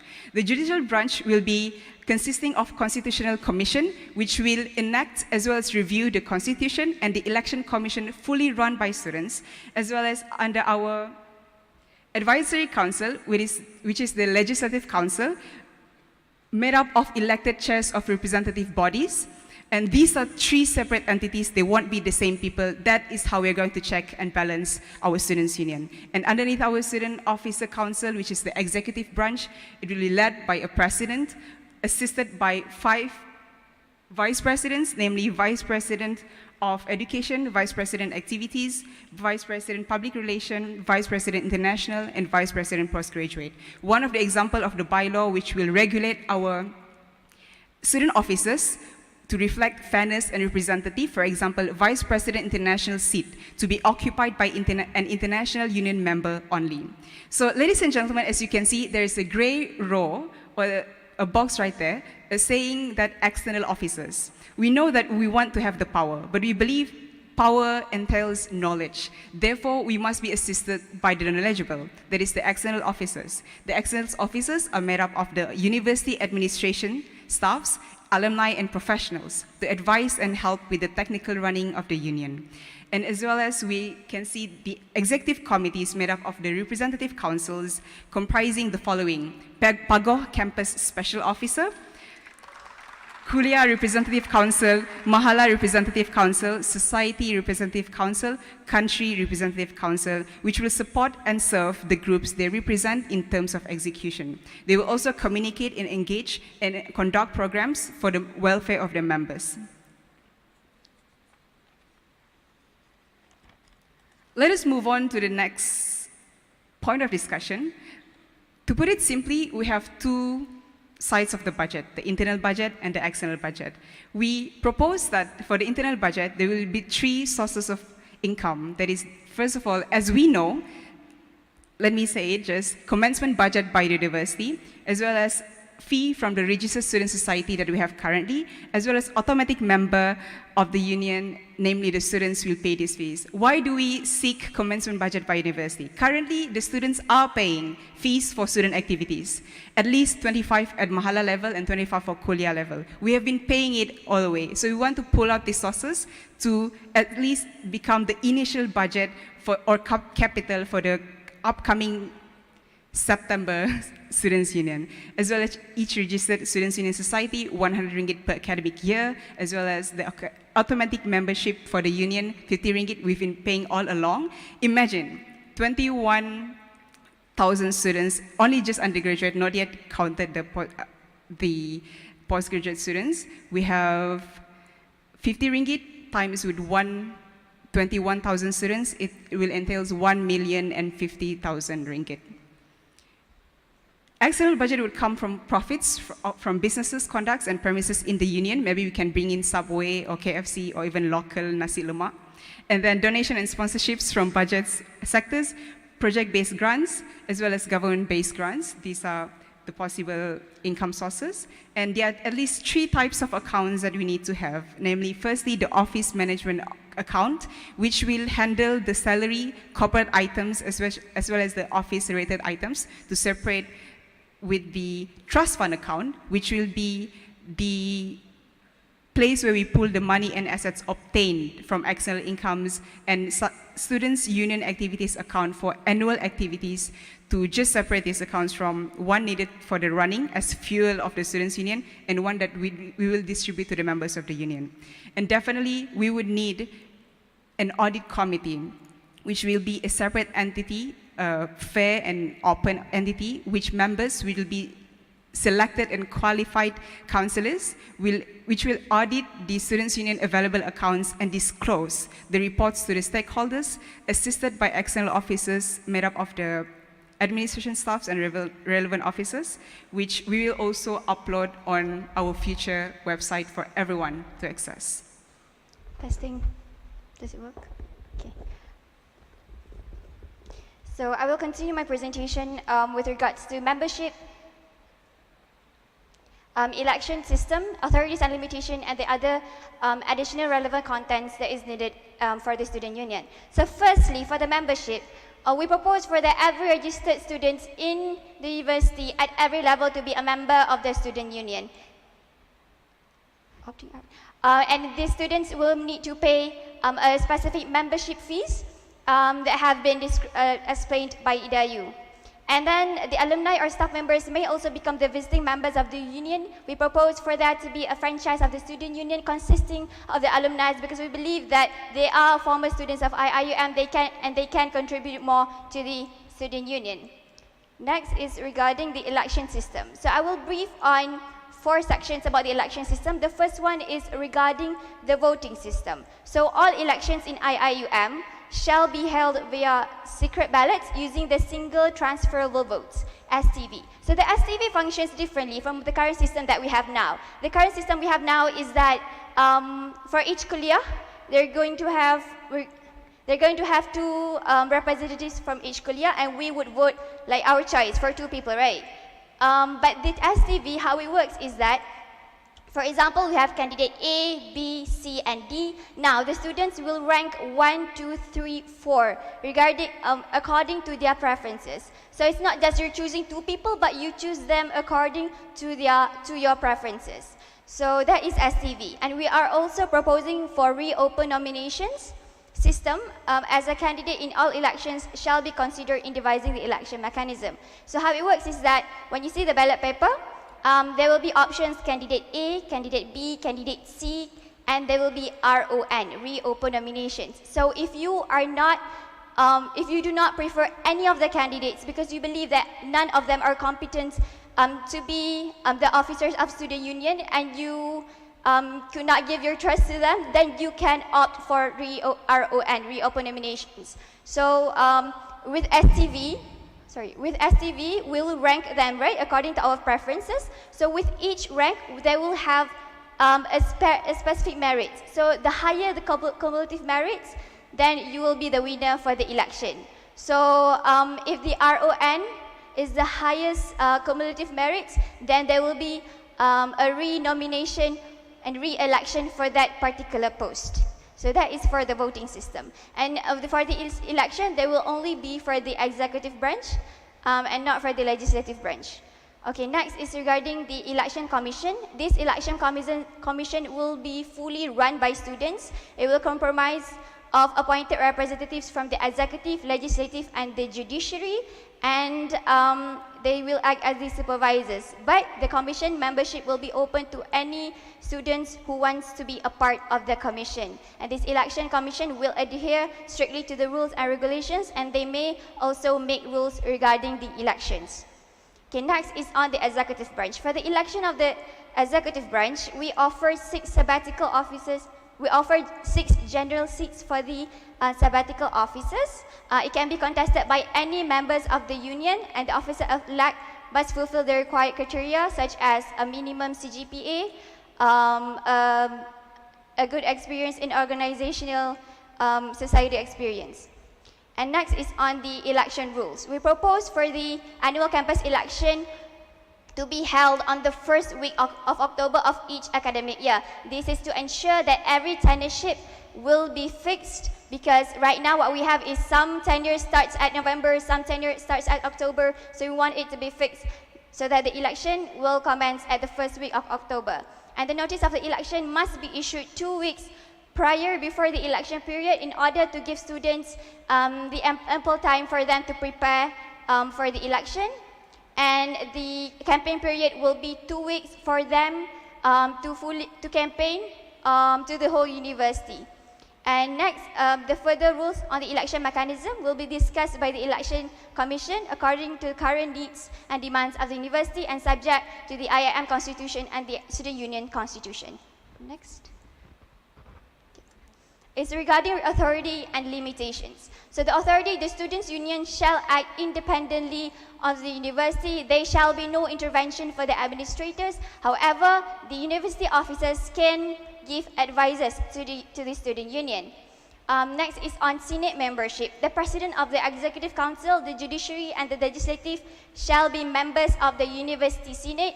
They can be a part of the Senate. For now, the President of SRC is invited to be a Senate member, but he will come only based on invitation. So what we want with the Student Union, for every representative from the Judiciary, Legislative, and Executive to be a part of the Senate, and they shall have equal rights like any of the Senate, because they are representing the students. They can make decisions regarding student affairs.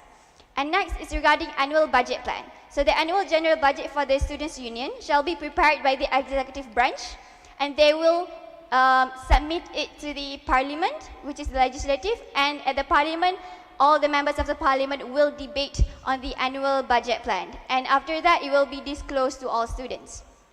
Next is on audit. So the annual audited accounts of the Student Union, it will be presented to the Advisory Council for them to be approved, and it must be disclosed to the students and the university officer. This is to ensure transparency and accountability. So if the students wants to question how they are managing their finance, then they can refer to these annual audited accounts. So next is on premises. The Students' Union shall have its own premise for them to conduct their activities, and this premise shall be their office.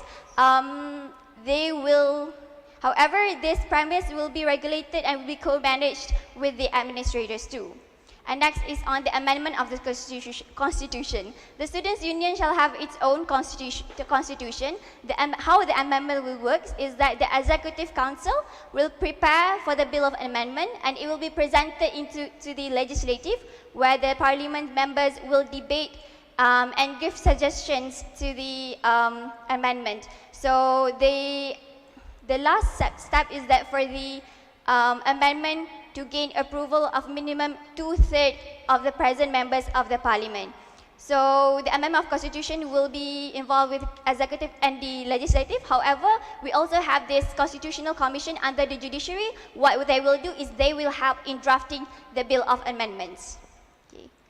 Next is on the additional relevant contents that we believe must be implemented in the establishment of Student Union. First one is the training of officers. We believe that the students who are managing the Office of Student Union, they must be well equipped with proper training in how to manage, and for them to really understand the structure of the Student Union. Therefore, continuous workshops must be done for them to have the competency to run the office. So next is on the manifesto guidance. The candidates for the election, if they want to participate in the election, they must be given guidance and exposure on the real issues that are faced by the students. They need to be given the opportunity to engage with officers in constructing their manifestos. Okay, third is on the centralized website. We propose for the Student Union to have its own well-established systematic website whereby all the information regarding student affairs, academic affairs, finance affairs, anything regarding to students is contained in the website. And every student shall have access on this website, and we would like to propose for a regular newsletter to be given to all students' email for them to have updates and announcements on the student affairs. Okay, next is on audit disclosures. Like I said earlier, the annual budget plan, the annual audited accounts shall be disclosed for the students, for them to be questioned, on the financial statements. This is to ensure transparency. And next is on general seat debate. This is for election. We believe that it is important for students to have to empower their critical thinking, and for them to not just blindly vote for their candidates without being exposed on the specific implementation of their manifestos. Therefore, a general seat debate for all the candidates shall be conducted for them to debate on their own manifestos between the candidates themselves, and for the students to question and check their manifestos. And next is on the Students' Union campaign. So what we're doing right now is a pretty huge thing. We are paving the way for student autonomy.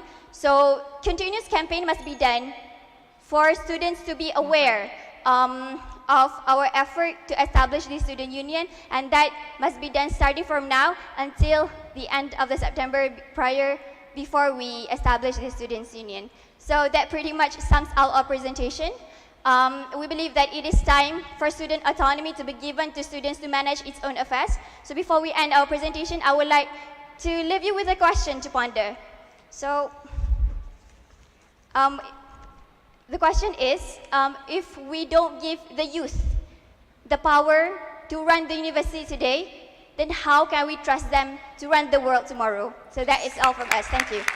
Thank you, Sister Akila and Sister Idayu, the representatives from our Student Representative Council. So those who are interested to ask questions, you may proceed to the nearest microphone. Let's have the judge to ask the question first. Okay, a very good morning. Thank you for your amazing presentation. I have one question for you. From the panel of the judge. From your election system that I have read through from your proposal, as we know now, endorsement of budget, approval of the activities of program is now done by the HEPA, is it? Hal Ehwal Pelajar. If in my university is Students and Career Development. Yes. Okay. If this job taken by the Students Union, all right, will there be any redundant of job scope, okay, between the HEPA as well as Student Union, where we know Student Union is under the UMC, which is the University Management Committee, all right? That is one question. Secondly, simple question, apart from your proposal, I just want to know, how do you avoid biasness, all right? Biasness is everywhere, we can see. But in your student council, student union, where you operated fully by the students, okay?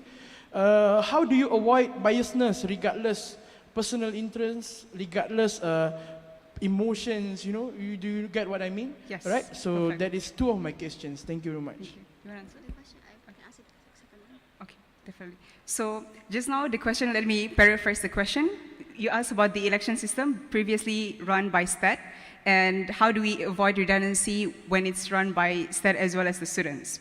So in the upcoming election, currently we have an election commission also chaired by our Vice President Abud, and it's going to be fully run by the students, where we would like to implement the e-voting. And we believe that currently the status of IIUM is that the Student Development Division has handed over the responsibility to run the election commission to the students. Do I answer the question? Thank you. The second question is regarding the biasness, and how can we ensure that there is no biasness in the management of the student union. Well, in the structure, the underlying philosophy of the structure is that there must be separation of powers. That's why we have three different branches. We have the executive, legislative, and the judiciary. So the executive must must be the check and balance for the legislative, and the legislative must be the check and balance for the executive. So if any of the executive officers had conducted themselves in a way that they had conducted in a biased manner, then there will be someone who will question them, and they will not go away with it. Yes. And to add on that, thank you for the question. I think it's very important because it's also our collective concern. Like last time, we have our ISLA Student Leader Assembly. The debate is open in the parliament, and for example, in the future parliament, imagine one person have to convince all the hundreds of societies, 160 societies. So it's quite unlikely that we can collectively, unless there's a shura within the shura, but when it's open to the students even to evaluate, the parliament would be open to everyone to see, and they can always report to the students' union or the university if there is any abuse of power. We hope we answered the question. Thank you. Thank you. Are there questions from members of the floor? One more question from from panel. Thank you. All right, I would like to confirm with both of you, either one of you, whether this student union, the new establishment, or enhancing maybe the clause stated on the SRC that we have under Constitution. Okay, you are proposing the new one is totally new or enhancing the current? Yes.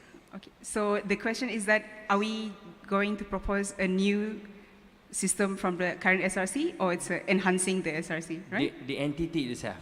Okay? The entity. The student union. Okay. Yes, it's a new entity. It's a new entity. Yes. Okay. If that be the case, my question: who is the approving authority?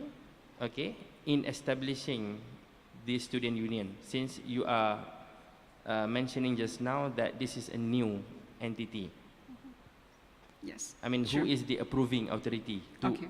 to establish this union? Who's the management with the IIUM? Yeah, that's probably the answer. In the end, we are doing these proposals and everything, but the one we will approve for this establishment is the UMC, I believe, and also the Senate members. Sorry? Still the university, I mean, your Yes, answer. for the early transition, it would be between the UMC and the university for the early stage, as we want to make it an independent organization because, yes. Okay. Thank you for the question. Thank you, James, for the question. Can you please proceed with your question? Okay, my question is, just now you said that one member 50 ringgit, right, for membership fees. So it equals to 1,050,000 ringgit. So how are you going to ensure that each of the member pays that particular fees? Okay. Thank you, Brother, for the question. So currently in our tuition fees and in our university fees, we are automatically paying already for activity fees, for the mahala as well as the kuliah fees. So we've been paying it anyway, but it's just that not everyone is aware we've been paying this. Okay, so my second question is, how are you going to control the inflow and outflow of that account? The inflow and outflow of the Yes, account. the All right. inflow and outflow. Since it's a very large amount, so there can be anything happen by students True. lah. Yes. So definitely there will be treasury. We have a treasury council. For example, in the previous slide, there is no slide anymore. There will be a treasury council in the parliament, besides the representative house, besides the parliament trustees. So these are separate entities who will also scrutinize that's the alarm. Yeah, they will scrutinize the in and outflow of the finances. Okay, so the Treasury Council can only access to that account. Not any other person can access to the account. I mean, in the Student Union Council, can the President access to the account? Okay, so when we come to the technical parts at such detail, it's going to be governed by the Constitution, which is yet to be formed or constructed. Okay. Yes, but as we said, there must be fair bylaws which ensure that the President does not have, it must be a separate entity, the Prime Minister and the Finance Minister. We believe that is our sense for the SRC. Okay. Do we answer the question? Yes, thank you. Thank you, Brother. Just a reminder, before you All pose right. a question, please introduce yourself first. Assalamualaikum. I'm Haris from UKM. So I was interested when you talk about the election commission, since in UKM itself, we are the administration is trying to is transferring the power of election to the students fully. So but somehow was rather distracted by the technical difficulties. So please enlighten me before I can ask further question on the election. So you're saying that the election commission is comprised of the executive, the judiciary, and also the legislative. Am I right? We wrote it as supervisors. Yeah, they will act as the supervisors, the advisors, sorry. So who will run the commission itself? The students, they can apply to be a member of the election commission. However, there will be certain criteria and they have to go through screening before they can be elected and appointed as the election commission. So in being as being the supervisor itself, I mean like those three branches are being the supervisors of the election commission. So these three branches was initially elected by students by an election. Am I right? Yeah. So how does this will affect the impartiality of the commission itself, considering that these three branches was elected by students and it can be inclined or be influenced by some sort of student party or some sort, and how does this will guarantee the impartiality of the students in the commission itself? Because I'm trying to pick up the case from UKM, where I'm trying to make it quick, where the committee itself is selected by students in the parliament, in the student parliament, and then they will be the one who will be conducting the election, and they should not be participating or be inclined in any kind of political party. So please enlighten me on how does these three branches will remain impartial when it comes to election, especially when it comes to recruiting students to form the student commission. Thank you. Thank you so much, Haikal from UKM. You want to answer it? Please. The election commission is separate from these advisors. And like previously, the SRC being advised. You know what I mean? Yeah. And then the executive committee that has been elected, they're not. Yeah, they're I think they got going to be elected again. So as what has been mentioned earlier, the executive, judiciary, and the legislative, these three representatives will only act as an advisor. They will not be in the commission itself. They will only advise. And for the elected, I think you got it wrong. Only the executive branch is being elected. The legislative and the judiciary is being appointed. And to ensure impartiality, they are only advisors, and their instructions are not really binding. It's persuasive in nature. And if they are if they have abused their power, then they are the judiciary and other legislative members of the parliament that can question them. So when you are talking about being supervisors, so I believe that these three branches have no say in the final decision, or they have no say in making the final decision or such. Sure. So how does, when you say you are recruiting the students to form the commission, and who will elect the person who will be in charge of the commission itself, since these branches are only supervisors? Because I want to know more about how the structure can be totally transparent and impartial, since because the issue right now is the three branches itself, because that already itself has been the question of how the commission can be impartial itself, because you can see in the SPR, even if the prime minister elects someone who is impartial to run the SPR, we can still see that there are some questions or speculations regarding the impartiality of the commission itself. So I hope to seek your clarification on this. Thank you. That's a great question. And as we have made it clear that the three branches acting as supervisors are separate from the election commission. So let me also enlighten with the current system that our election commission inshallah fully run by students like IIUM. They are made up of the SRCs, MRCs, and KBS, because they're also elected by the rector. And then, so we have these people. We believe that they need to have some sort of background about how the election runs. Because if we simply let anyone to be part of the commission, it would be very difficult, because the technicalities would be very deep. And we talk about who would appoint this election commission. It will be with the permission and endorsement by the rector.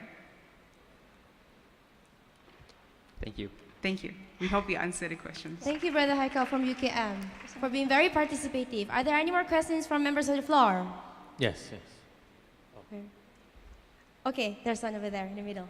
Hi. I just want to ask. But sorry, brother, please introduce yourself first. Oh, sorry. My name is Muhammad Faiz bin Muhammad Zameh. I'm from ICOL, third year. No need, right? Okay. You talk about these three branches will be having those check and balance sort of thing, right? So how the checks and balance is actually happening? For example, in the Constitutional Commission, right? If there is an act from executive that unconstitutional, therefore you can make a check and balance. So where this check and balance will be going? You will have your own tribunal, or you will go to the IIU tribunal or something? So how you want to bring this unconstitutional act of this elected student union so that the check and balance will be, Yes, Yeah. understood, perfectly Thank you. understood. Thank you, Faiz from ICOL. So that is the part when I presented the structure part, and we want to separate it. It's the same concept with the legislature branch will become like the Congress of the US. It's separate from the president and his VPs and all, and then we have the judicial branch which will enact and review the constitution, and if there's any breach of the law in the constitution, they would go through the courts, which details I believe we will leave to the experts. And then when you want to check and balance, like you said, how do we make sure that, it's a different person in the parliament, it's a different person executing. The same way, that's why also there's a possibility of, should I say the government shut up? Yeah, so it's separate entity. Do I answer the question? If there's any element that you want to clarify, we can just go on. Yes. So thank you. Thank you. Thank you so Thank much. you, Brother Faiz Michael. We have one question from the judge. Yes, yes. I would like to ask a few questions. The first one is regarding your structure, right? Yes. You decided to have only 5 vice presidents, Yes. which only focuses on the education activities, PR, international and postgraduates. So what about the other domains? For instance, welfare, sports, finance and whatnot. So are you really, look into that? And second part is, you also mentioned that for those who want to run for executive branch, they need to score at least a GPA 3.3. What is the basis of that? Are you saying those who are below than that are not qualified to contest simply because they have lesser academic qualification? Or are you saying that those who have lower IQ are not capable of leading? Is that what you are saying? And then what is your mechanism to ensure those who have offered their manifesto to the students, but after a year in office they fail to basically to score their manifesto? So do you have any checking mechanism to somehow penalize or to do something on that? Yeah. And you also mentioned to run for executive branch, they need to meet standard record of organizational experiences. What do you mean by this? All right, thank you. All right. You answer the first one, I answer the rest. All right. So when we propose that we have a president assisted by the 5 vice presidents, and how about the other domains, we debated with the SRC till 4 in the morning about this, and we believe that these 5 vice presidents and what they represent are the major things that reflect the importance of a university as well as the welfare of the students, such as education, activities, public relations, international and postgraduate. And in all this, like our welfare secretariat themselves asked about where is vice president of welfare. And we believe that welfare is a very huge domain to cover, because from our experience, for example, we have a welfare secretariat, but there are also welfare terms. For example, it relates with students' finances, but also related to academic finances. So students don't know where to go, whether it's the welfare secretariat or the academic. So we believe that in all these domains, there will be some elements of welfare. And talking about where are sports, where are all these major and very important things to give best experience to the students, under each of these vice presidency, there will be many departments. For example, vice president activities. There are many activities. We have like dakwah-based activities, sports. So there will have Department of Sports, Department of this. For example, one vice presidency, there will be 8 other officers. Depending on what that we want to cover, if you see that there's a necessity for a new department to be introduced to serve the students, we will introduce the department. As well as the justification of CGPA. You want to cover or can I say? Yeah. We believe that the student union officers must be excellently and must perform in academic. However, we agree that probably 3.3 would be pretty high. Yeah. So we actually wanted to propose 3.0, but we did not have time to amend the proposal. So because our idea is that we need to set a certain standard for CGPA as well as organizational participation. It's not that we're implying it must be 3.3. The numbers can be changed, but what we are saying is that they must perform as well in their studies and have some basic knowledge with organizational parts. Yeah. And for the organizational part, you asked about how do we measure that? For now, we don't have any specific criteria like how many experiences you should have, but I believe that any experience, whether in IIUM or outside of IIUM, is acceptable. Yes. And regarding your question on how can the students evaluate the manifestos of the candidates, right? And the repercussions if they don't fulfill. Yes. The Executive Council, they will have their own annual general meeting. So the students can question and evaluate their performance in the manifestos, just like how SRC is doing now. We have our own AGM, and the students can question us whether we have fulfilled our manifestos. And for the repercussions? Yes, so maybe students as part of the union, maybe we can set a set of elements or what we want to take, how we want to take action, but we believe that also there must be justification from their side, so it's both ways. What is the last question? No, we have answered all. Okay. Yeah. Okay, thank you. Brother, proceed with the Assalamualaikum question. warahmatullahi wabarakatuh. My name is Tuan Budi Zaman. My first question is, I want to ask that is the e-voting system will be applied in the upcoming election to vote for our student union, right? Yeah, the answer is yes, right? Okay.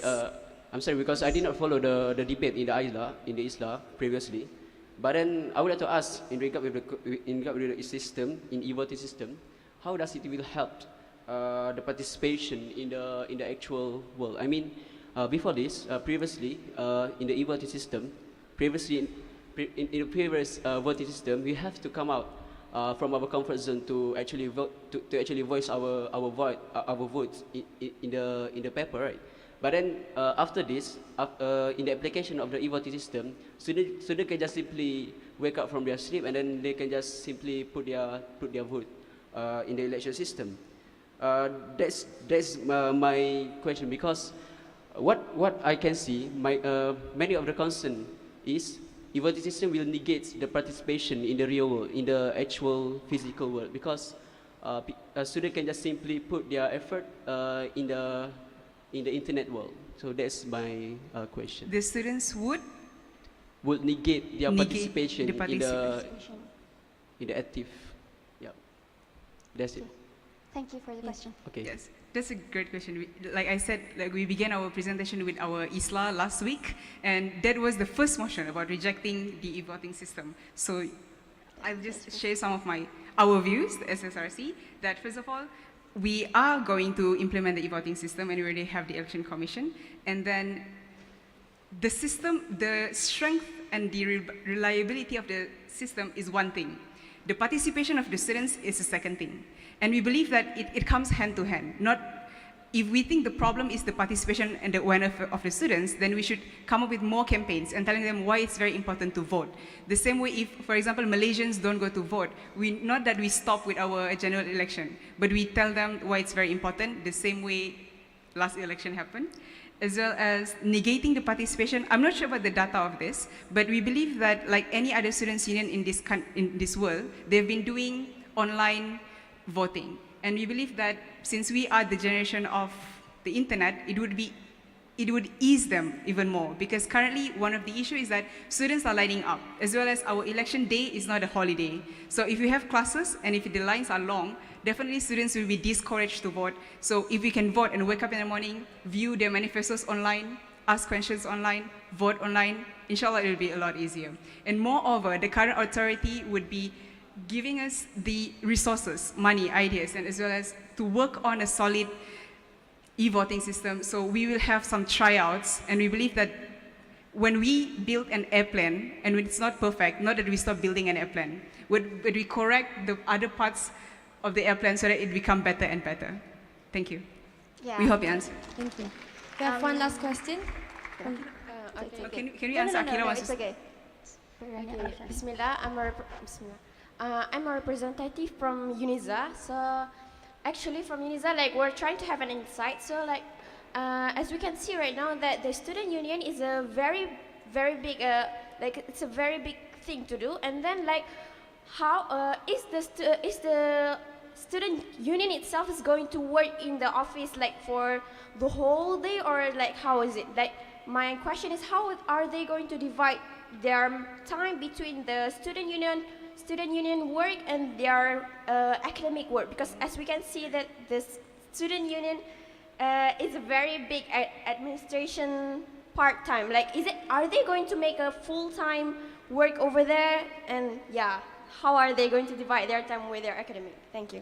Okay, so thank you for the question. So ideally what has been proposed by the ministry, they would propose for the student union officers to have a gap year, to take a gap year, meaning they would take a study leave for 1 year for them to concentrate on the management of the student union, and they would be given allowance and they can take a break from the academic works. That would be ideal. But for now, because we are slowly starting to establish a student union, and I believe that probably the students are not ready to take such a long period to have a break from this academic work. So they would juggle the academic work and the societal works just as usual, like what we are doing now. Even you are is an MPP, I think. So that's how we're going to juggle work between academic and society works. Like in our proposal, we propose for sabbatical years, a gap year. And from our experience as SRC ourselves, that it's a huge struggle to manage with the officers. Yeah, I see nods of heads. It's just huge struggle to balance our academics as well as working with the office. So we're proposing for a gap year. Any more questions? We have to close the question and answer session. Thank you so much. Thank you for all the questions. Thank you to so everyone much. who participated. So that was Sister Nur Akilah binti Muhammad Zaki and Sister IIUM Mumtaz binti Iskandar, the representative from Student Representative Council.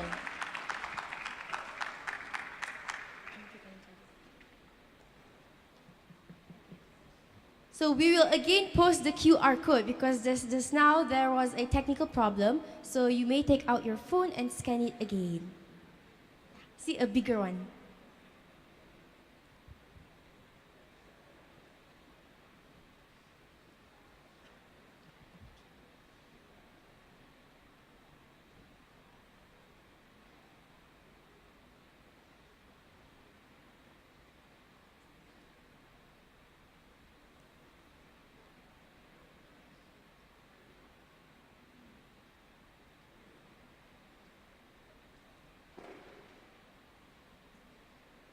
We are done with 2 of our presentations. There are 6 more. And before we proceed to the lunch break, we have 1 more presentation. Is everyone okay with the QR code? How are you guys so far? Okay? Still high-spirited, hopefully?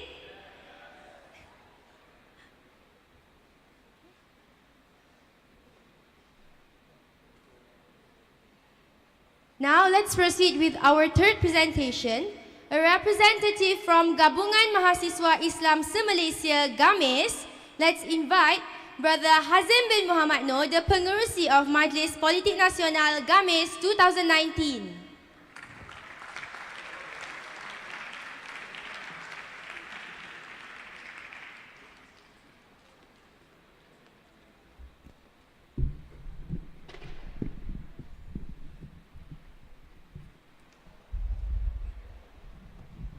Let it go.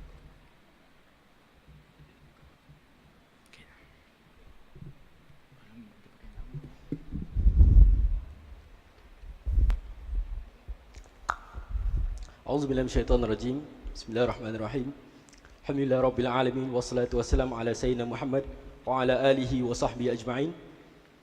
Thank you, Chairwoman of the ceremony, honorable judges, and various backgrounds of people, lecturers and also students, and also my fellow colleagues from GAMIS itself. Introducing myself, I'm Hazim Adnor from University Technology Petronas. I am the chairman of the political council of GAMIS, and here is my colleague, Ahmad Shauki bin Johara. He's the vice president of GAMIS 2019. It was my honorable day because I was expecting to meet Dr. Zaid after we tried to engage several times for the student union. And also, I was actually delightful to actually meet Dr. Zulkifli Hassan because I've read one of his, I knew him not from the high profile of the academic world, but from one of his books, Revolution Intellectual. But we came a little bit late from, because we were from Perak. So it made me sad today, but it's okay. Before I start my proposal presentation, I would like to talk about the introduction of the organizational background. We are from GAMIS, one of the organizations that has been established in 1989, mostly to respond to the issues related towards the student of universities, and also to respond issues related towards the nation. We have been responding towards PTPTN recently, ISET, UEC, and a lot of issues. So the question is, before I start, I'd like to make a quick survey. Who is from UIA here?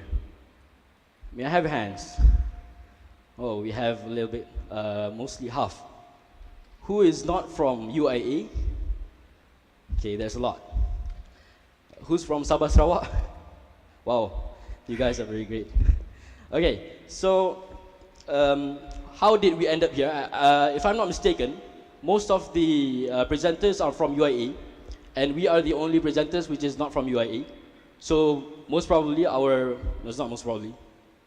presentation would be general, and I believe our presentation would be easily understood by most of the campuses because it doesn't relate towards the nature of UIA itself. Okay. And we started off with, we heard about the news of student autonomy and also student union in December when we watched YB Tioni Ching talked about the abolishment of AUKU 15-2C. And then we had the idea of responding towards the student autonomy. And I would like to say that the interest of the minister towards the student autonomy meets our interest in the students, because we have seen a little bit of lack of independency of the students, especially the SRC, in terms of voicing out problems towards the management and all those stuffs. So, before I start again, I'm an engineering student. Thus, as we make a calculation, we will start off with some assumptions. I believe most of you already knew that from school. So these assumptions, please bear in mind all these assumptions before we start the presentation. So bring out all of your ideas outside the brain and put in our assumptions that I would like to say before starting the derivation. The first assumption is, please assume that everyone in this hall is different backgrounds, not only UIA. It will relate towards our proposal. Why? Because not everyone here has the nature of UIA, and most probably they will not understand how the nature of UIA is. That's the first one. Then the second one is, we have to assume that our definition of student union should not relatively defined as how other universities in Malaysia or outside Malaysia has pre-existing defined the student union. So what I'm saying is, we have to put our own narrative of definition towards the student union itself. Why? Because we have a lot of student unions around the world. You can check in Wikipedia, and they have a lot of systems, and they build the student union based on their own history, based on their own nature, why they had the student union. Thus, we have to put our own narratives. Okay, so that leads towards the problem statement for today. First one is, as stated in front, student heteronomy. And this has been said by YB Choniching in the parliament after presenting about the AUKU section 15.2c. She talked about student autonomy, how we should establish the student autonomy in the students. So this is one of the aspirations of the minister. Then the second one would be the concern of students' accountability and integrity. I've been encountering this, the questions just now, talking about accountability and integrity of the students in student union. Thus, we would provide one of the solutions. And this has been also one of the aspiration of YB Choniching. After she's been talking about the Kesatuan Mahasiswa, she actually raised the concern of how the student integrity and accountability will be overcome. So we actually respond to that shortly. And then the third one, the problem statement we have to understand is that university has been seen as a fragmental learning mechanism. I am not denying, and I am supporting that the universities has been made a good progress towards leading the students in terms of academics. Yes, of course. But in terms of leadership, I believe we are not on the right track.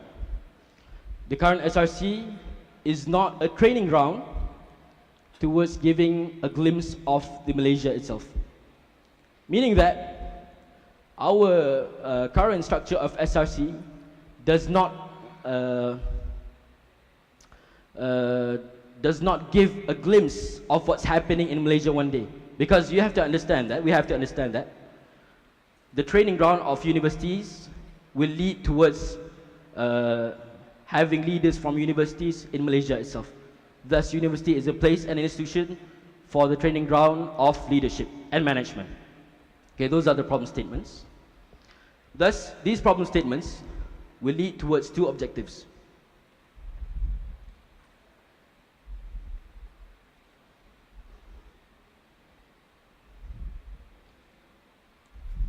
All right. Okay. All right. These are the objectives of the student union itself. The first things first is we would like to restore the student autonomy. But that's not all. In addition towards, we have to define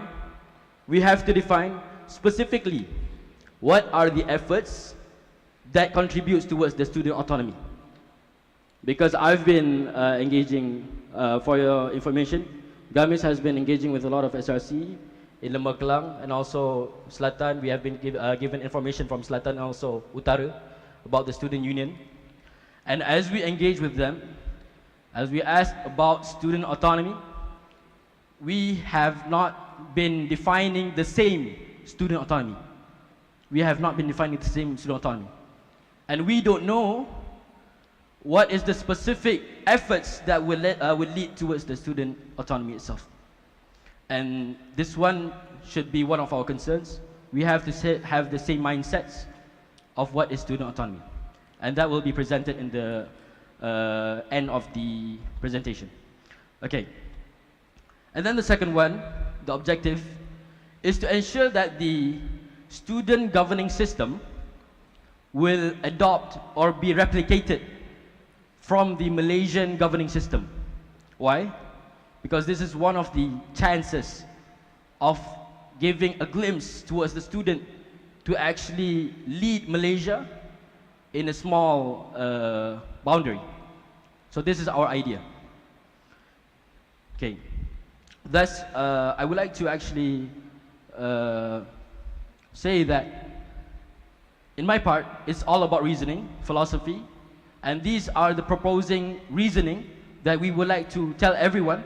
We have to have the parallel understanding towards the same student autonomy and also student union. Because some of us has been seeing the student union based on other universities, has been seeing student union based on other countries without understanding the history and also the nature of SRC itself in Malaysia. So that's all from my presentation. I would like to pass on my colleague for the presentation of mostly on the technical part. Thank you. Bismillahirrahmanirrahim. Reintroducing myself. My name is Ahmad Syauqi Menjara, the Vice President of Gabungan Mahasiswa Islam Malaysia GAMIS. So I would like to present on the technical part of this proposal. So the first one, I will be talking about the structure of the student union. As the top of the structure will be the advisory council, will be led by our honorable Vice Chancellor. So he will lead this structure of student union. And the branches that are part of this structure, there will be three, which is legislative, executive, and also the judicial branch. So for every branch, we have a specific entity. So for the legislative, we have the student parliament. Executive, we have the student union cabinet, or the rebranded of the SRC, of the current SRC.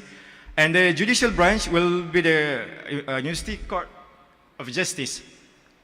So for this structure, I will be talking about who is the members of this branch, and then how they are appointed and how they act to fulfill their function respectively. So we come to the first one, which is the executive branch. So the member of executive branch will be the current SRC structure, and it depends on every campus. We do not put a specific department or specific position that must be in the SRC structure, but it depends on how your campus progressing or working. And it is elected through the campus election, of course. And what is their authority? The executive branch or the student union must be free to move as a collective government, because they are appointed, they are elected by majority of the students. So they must have the freedom to move as a collective government. But still, it is bounded by the check and balance entities, which means we will be defining further after this. But now we can say about this SRC structure, they are free, but still we still conform to the University Act and regulation. And then we're moving on to the legislative branch. The members will be the student union cabinet, the SRC rebranded just now, plus the student organization representative and political front as well. So here come the check and balance process. Okay, because at first we have the SRC elected, and then we have the representative from each club and political front we have in the campus. So whenever the SRC are doing bad during the tenure, so we have the opposition, we have the other representative from club to check and balance. So how they selected is by formal registration of members at the end of each tenure after the AGM and the elections. So they will, how they work is by collecting majority approval to amend University Act. So as time goes by, if they found that there are some amendment need to be done on the University Act, so here this is the place. They will propose, and there is discussion and debating session, so they will have improvisation of University Act. And here as well, as I mentioned before, there are the check and balance towards the executive branch. Platform for voicing out opinions, where here the student representative from club and political front, they have the right to propose any kind of motion which they think the best for the student welfare and student welfare. And lastly, here is the likewise the Parliament of the Malaysia. We have the presentation of the annual budget.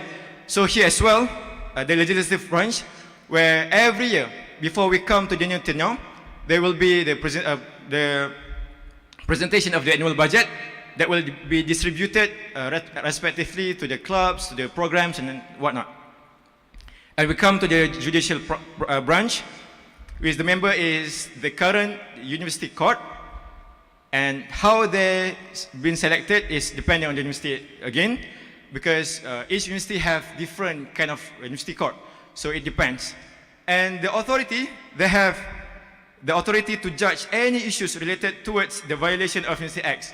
So whenever the students or the members of the parliament found any misconduct from the SRC and any entity in the university, so they will make a motion or they will make a report, and they here come the judicial branch or university court to judge any issues that they found violating the University Acts, integrity and accountability of executive members.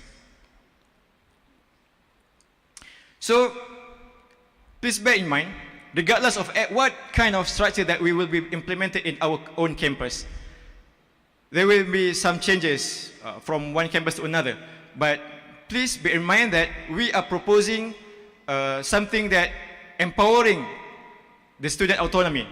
So despite of any kind of structure that we want to implement in respective campus, this is the main thing or the main issues we need to encounter to empowering the student autonomy.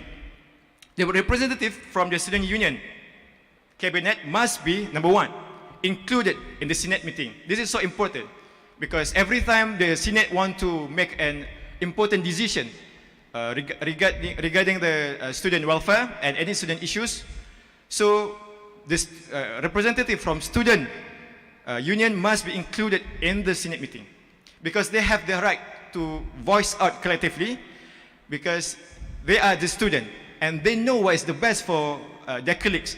So they are free to voice out, except is there any university acts that violating their voice. Apart of that, the student union must be empowered to manage their own finances because we need to give trust to the students. They are someone that are keen to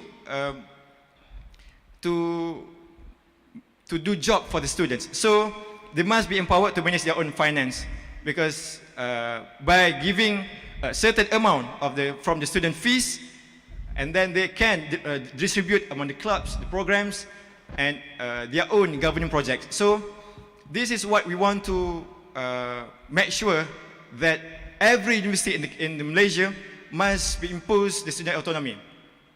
And next, the student union must have the freedom to make certain decision, and this is some of kind decision that they can do. The first one, small to middle-sized program, and also club programs approval at the beginning of each tenure. The student union themselves have the power to approve the program in the small to medium size, and also they have the right to assign the high committee members for the annual program. Like we have the orientation week, the ta'aruf week, and then we have the convocation.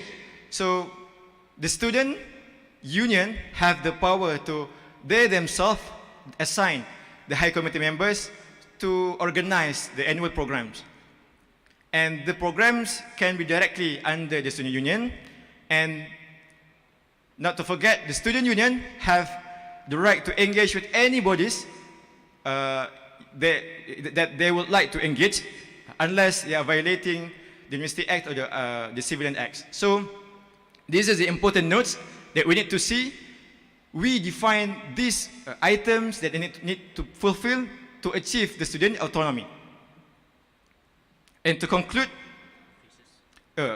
before that, we have for the implementation of the student union, we have several phases. We have come to 3 phases.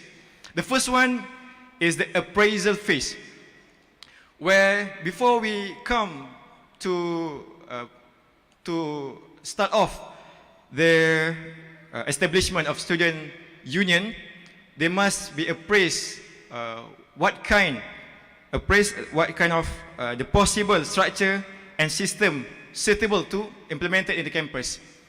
We cannot blatantly to copy and paste what other campus are doing. Instead, there must be a certain period of time, like 1 year of the appraisal phase, to make some research. What is the best system can be implemented in the campus? And the most important thing is it must be befitted with the context of university. And then we come to the second phase, which is the establishment phase. Here, after we have found the suitable system to be implemented, so we conduct it, we establish it for some tenures, like 3 years. And along these 3 years, the system cannot be altered until it reaches some certain of duration, like 3 years, because like it is a new, like we all know, it is a new system. So any weaknesses, any problems that encountered by this system must be kept in record.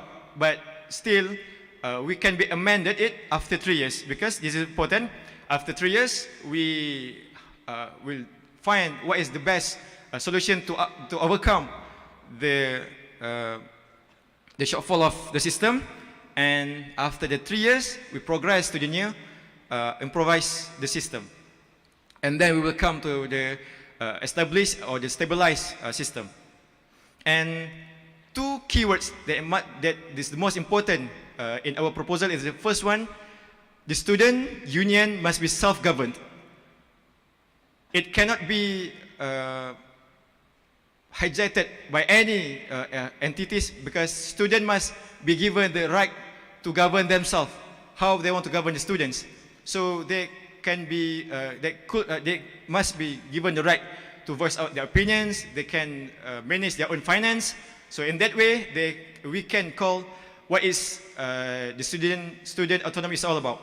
And lastly, we, all of us here, we need to set our own narratives.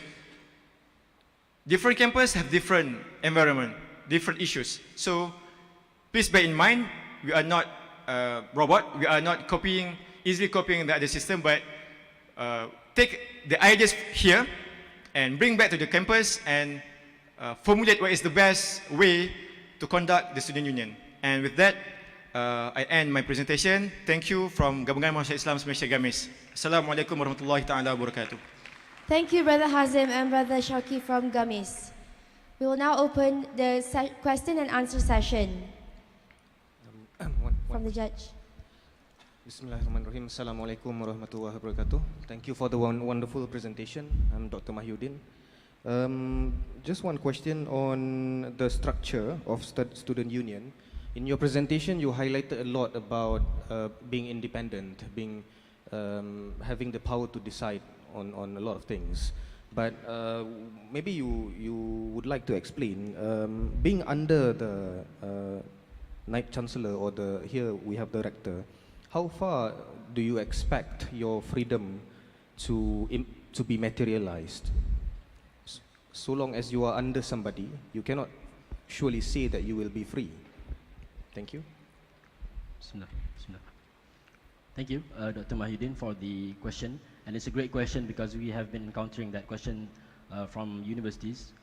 The question is, how do we ensure that we have student autonomy if we are under the advisory of the Vice Chancellor?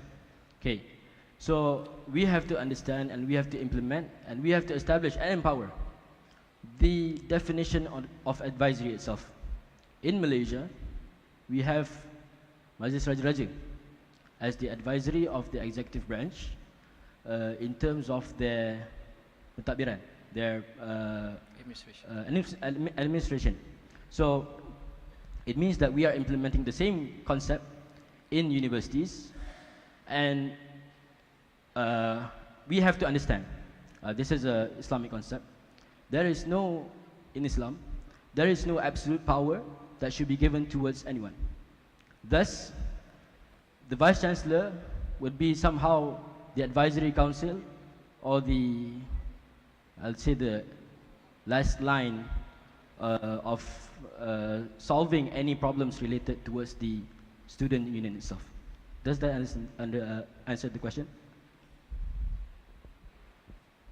Okay. We'll proceed with the next question. Please introduce yourself first.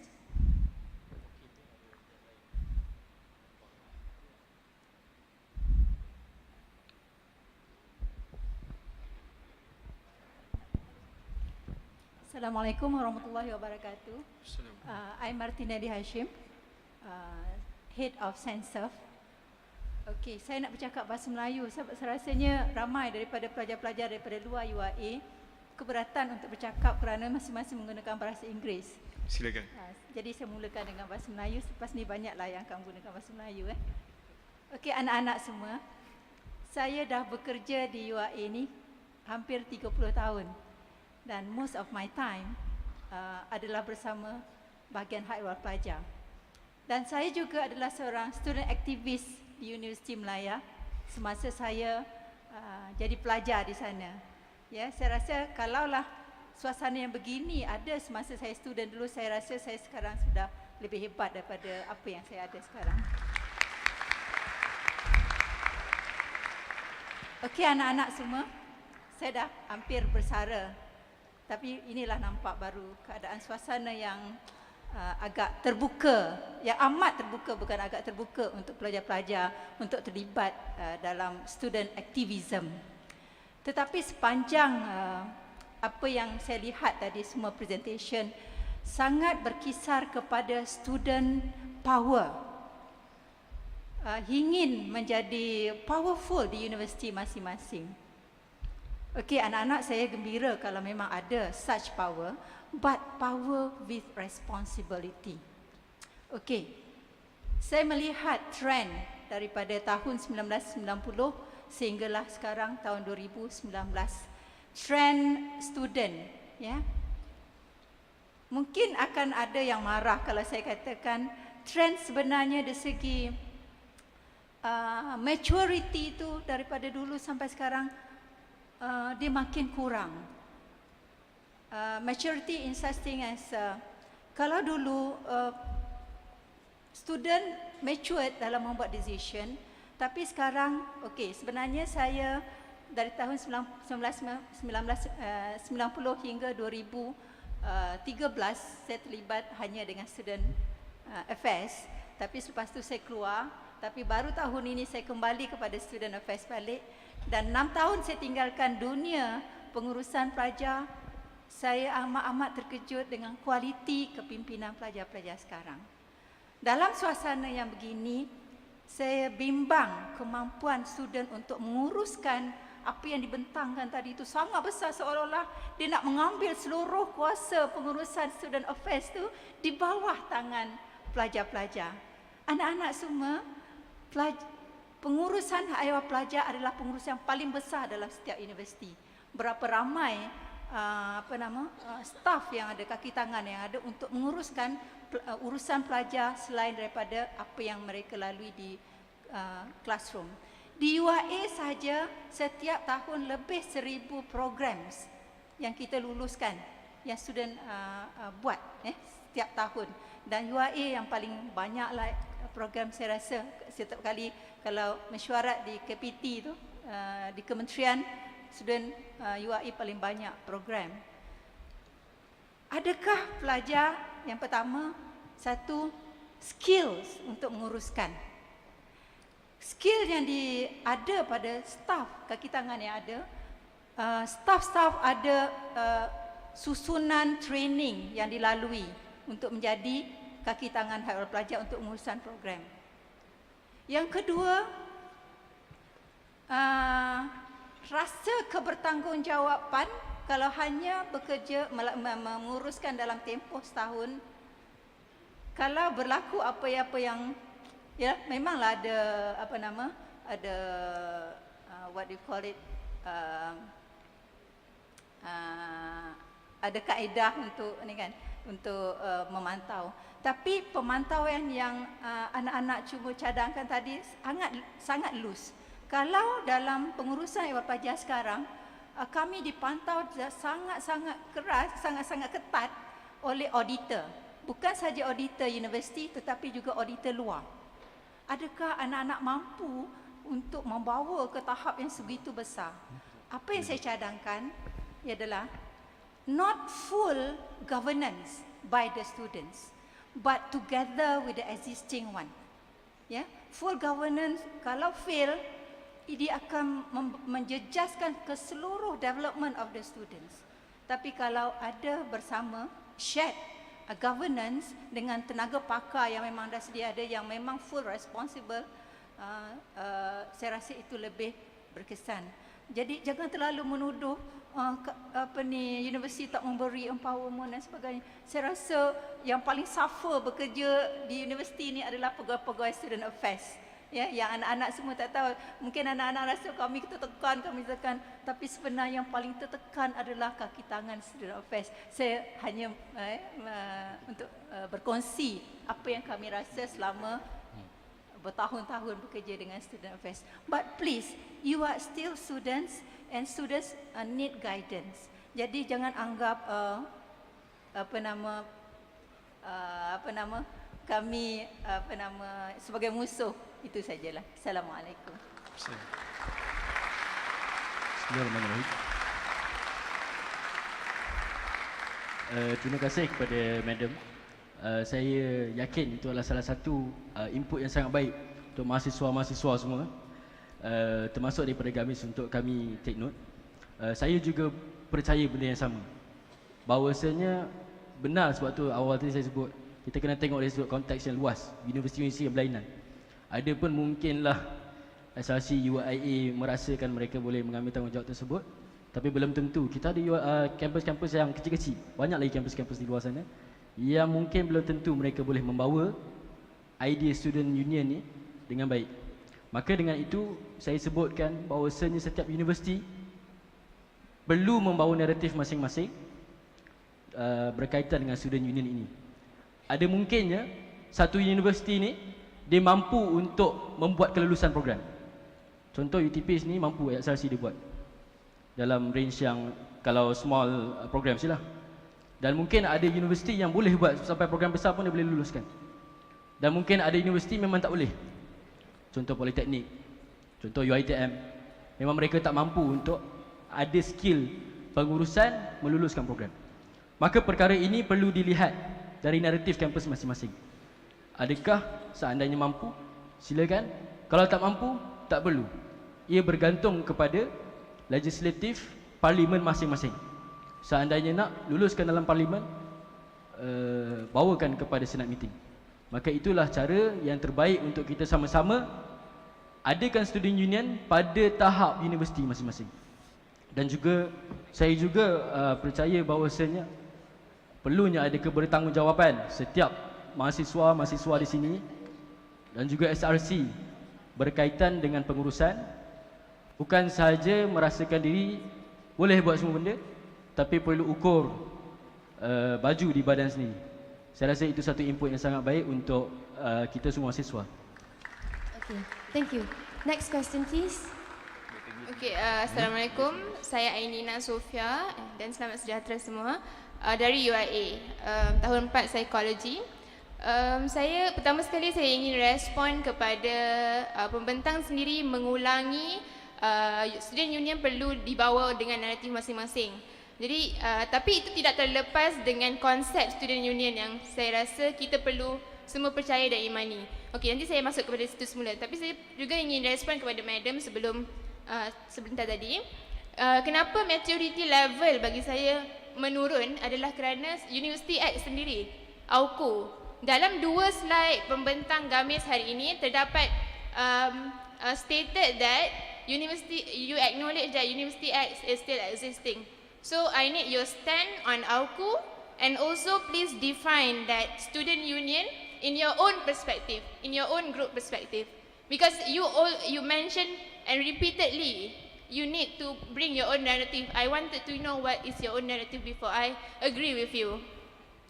And also the structure, for the structure rebranding of current SRC, can you please highlight the major differences of current existing structure and your student union? Thank you.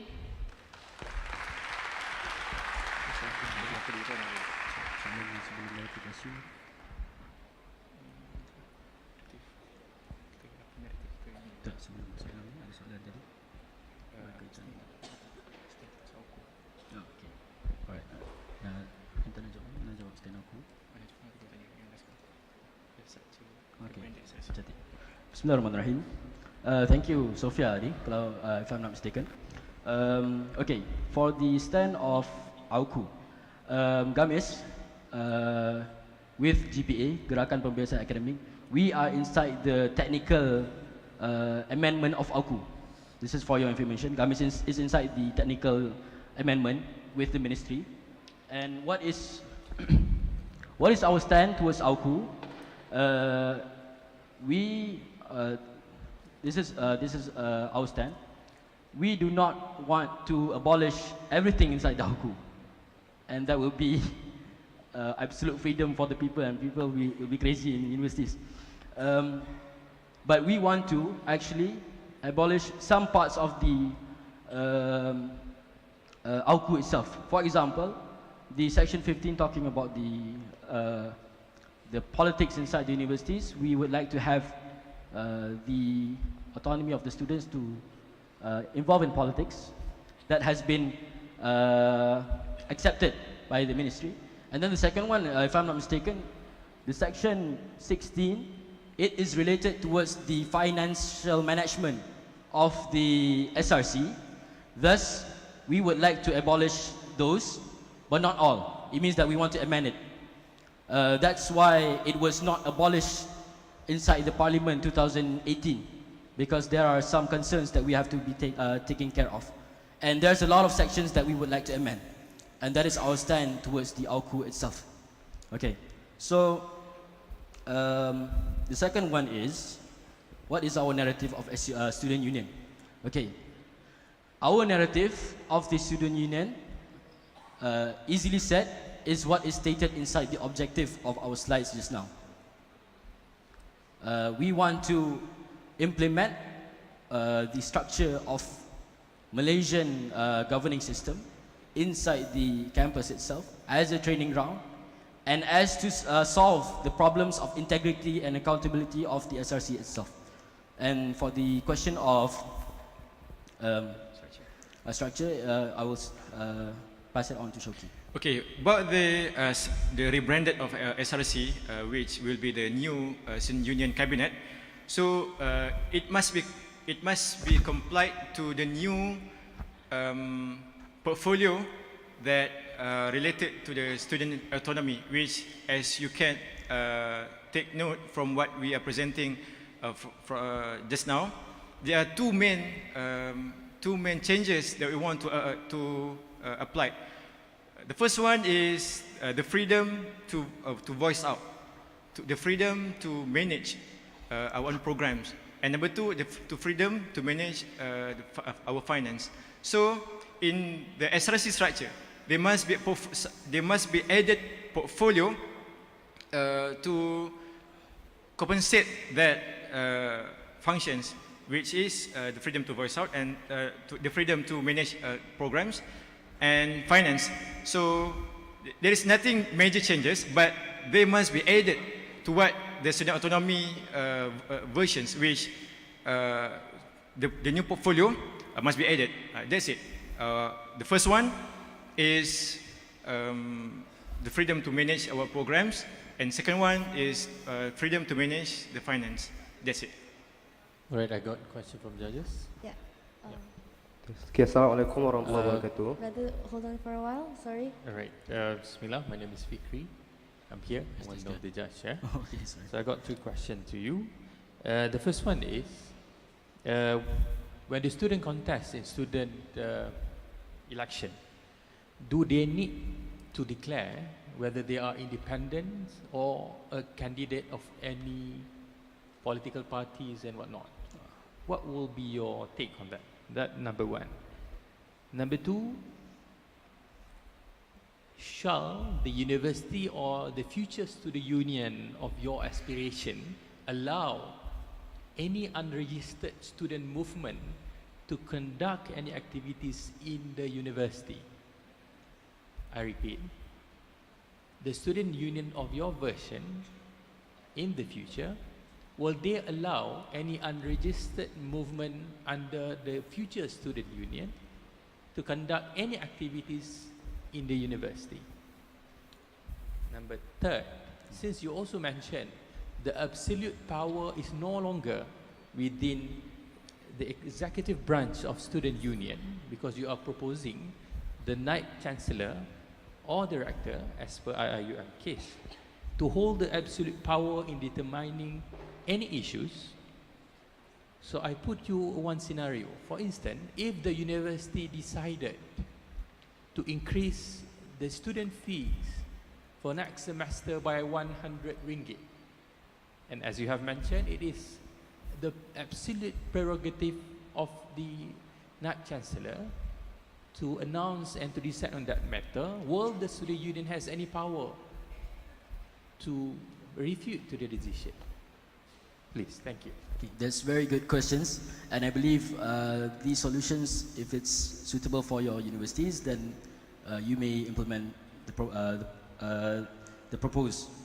The first one is the contesting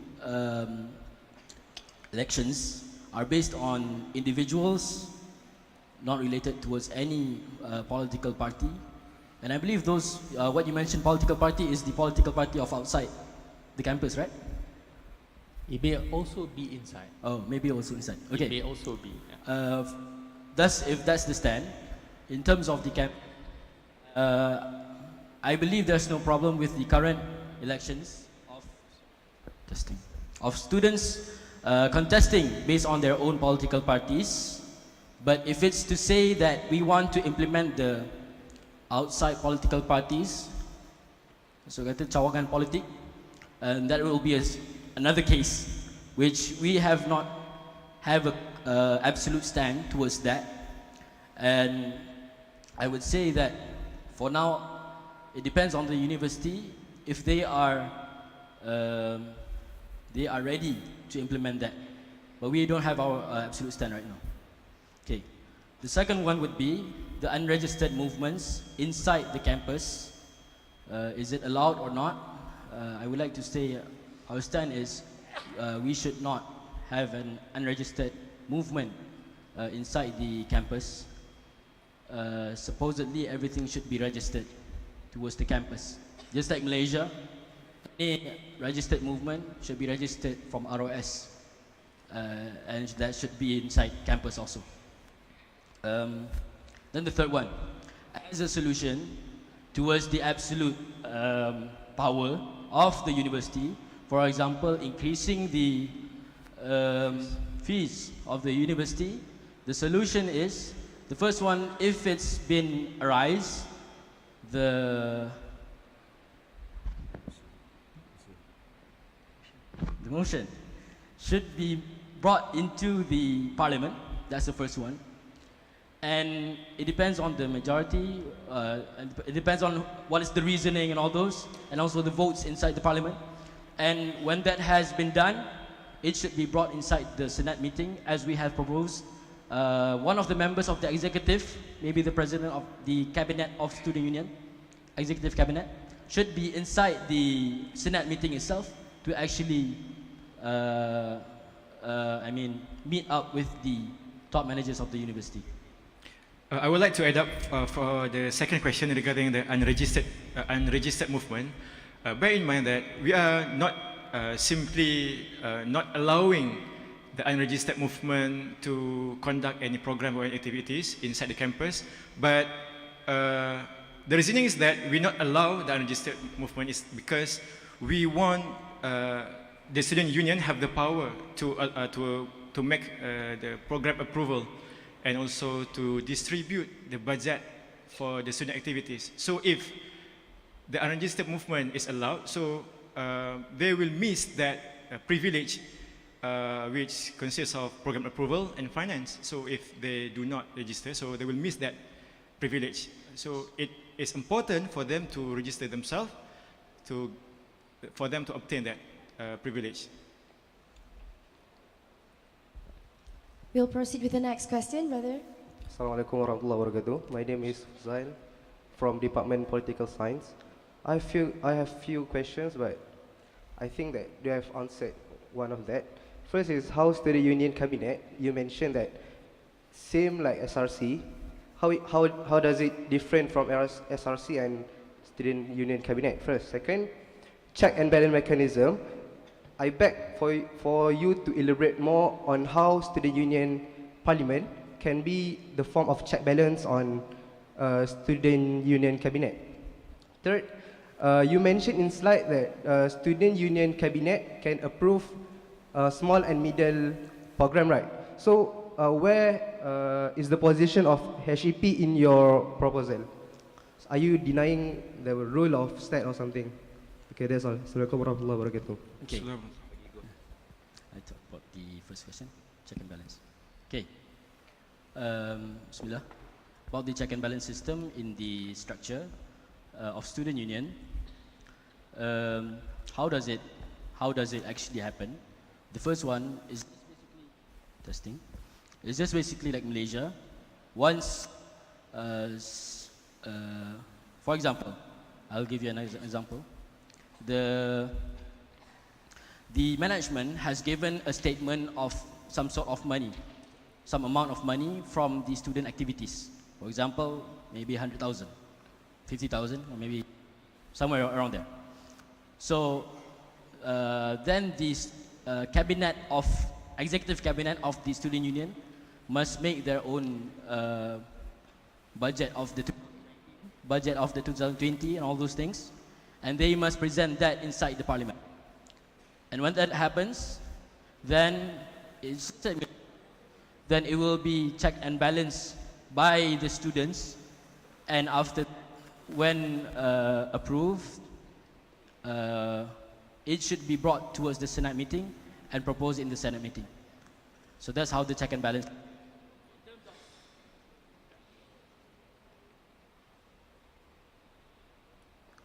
In terms of the issues related to student union, for example, the student union has made some uncollective voices that was not made by the cabinet. For example, the president made a voice based on himself, not by the cabinet. Then the people of the parliament can check and balance inside the parliament or outside the parliament, just like Malaysia. And if that goes over the boundary, then it should be brought towards the judiciary branch. So, yeah, and if that's not, it could not be solved there, maybe it's brought into the Senate meeting and all those. Okay. And then the next question is about how the Student Union Cabinet is rebranded from the SRC, the current SRC. So as I mentioned before, there must be the added portfolio to the existing SRC structure, which allowing them to manage their own finance and allowing them to the freedom to conduct programs. So that's it. And then the next question about where is the HEP for the program approval in this case as what we propose in this small to medium scale of program. Where is the HEP in this scenario is that the student union must have agreement with the HEP, which they need to set the standard, or they need to define what is small and what is medium and what is big program. So by that, we have the mutual agreement between the both parties. So for example, for the small program, like only consists of 100 participants, for medium 500, and for the big program is 1,000 and above. So by agreeing to a certain standard that defining what is small, what is medium, and what is big event, so that is where the HEP come in. We are not easily give the power to the student union for them to approving the program themselves in terms of small to the medium program. but instead, there must be the mutual agreement between both of them. So they can set the standard that both parties agreed together. That's it. Thank you. We'll take one more question from member on the floor. Okay, Bismillahirrahmanirrahim. My name is Haziq from Department of Political Science. Just to add on to the one of the judges' question, which regards with the political entities. Had you been mentioned before that you are towards the establishment of students' union and you are focusing and emphasizing on students being independent, but I'm not sure which one of the slide you stated that clearly the check and balance must also be from the political front, which I actually disagree. If it is from the political front and being the check and balance for the student union, how will it not be biased for the student union itself at the first place? Because you are emphasizing on students being independent, yet you bring up the issue on check and balance where political front need to be a part of check and balance, which I believe this is a contradictory argument, and also this is paradoxing your own stand. Thank you.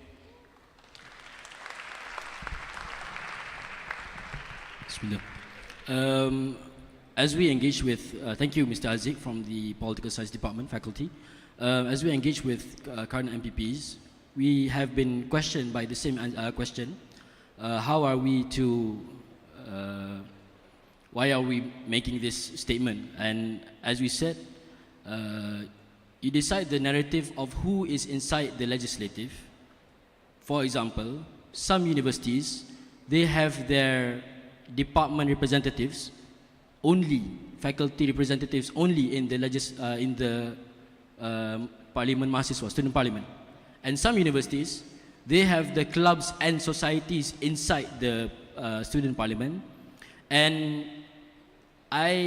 we have been proposing, if you would like to have a more check and balance inside the student parliament, then include the parties, the movements from the elections. For example, in UM, we have Neo Siswa. In UM, we have Umani. In UM, we have Aspirasi and all those things. And even in UAE. Thus include that maybe 1 or 2 members from the movements, they have to register at the end of every year to participate in the current year of the student parliament. So that will bring some of the voices of the students. And that's one of the ways on how to actually have some check and balance in the student parliament. Because if we don't have one of the political parties, maybe some universities, for example UTP, the clubs and societies, they do not participate in checking and balance towards the government, towards the SRC. You are again contradicting your own points. Before this, you answered the judge that you are disagree with the unregistered body and whatsoever. So when you are disagreeing on unregistered body to involve in decision making of the student union, again you stated here that the students unions must include political front, which they are also not registered under the Universities Act, and so on. True. So again, please don't contradicting the point because it makes me more confused. Thank you. Okay, now I get the point.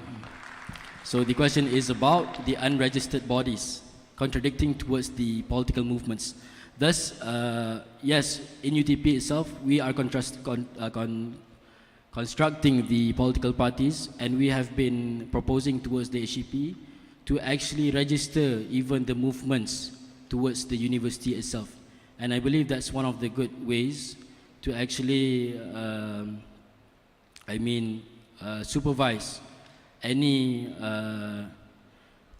illegal acts made by any movements in the university. So that's a good question, and I believe it still depends on the university, because not all universities have political movements. Only in Lembah Kelang and UPSI, and maybe in Terengganu and Kelantan there's 1 or 2 universities. Any other universities, they don't use, the 100 more universities, they don't use the political movements. So I think that answers the question.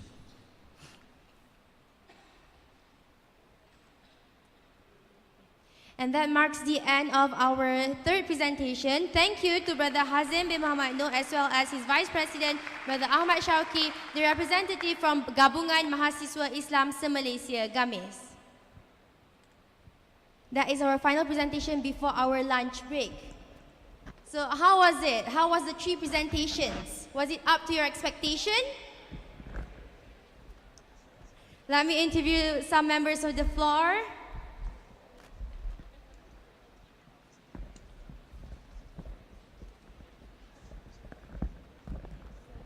Hi there.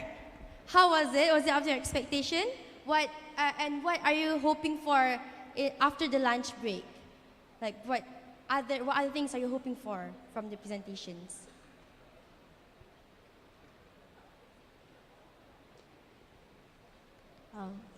Hello, my name is Kathlear from Taylor's University. So far the presentation has been fine, but it's a very relaxed, a bit. It makes a lot of us a bit sleepy. So, but I really appreciate questions from the floor that makes things like more debatable, and also the questions from the judges are really also very constructive. So I hope for the future proposals to be more engaging. Hopefully there'll be more questions from the floor and not from the same person. Yeah, thank you. Thank you so much, Kathira. Okay, next. We have a group of brothers in purple. None of them are meeting my eyes, but good thing I know some of them. Okay, I want to ask Brother Azizi.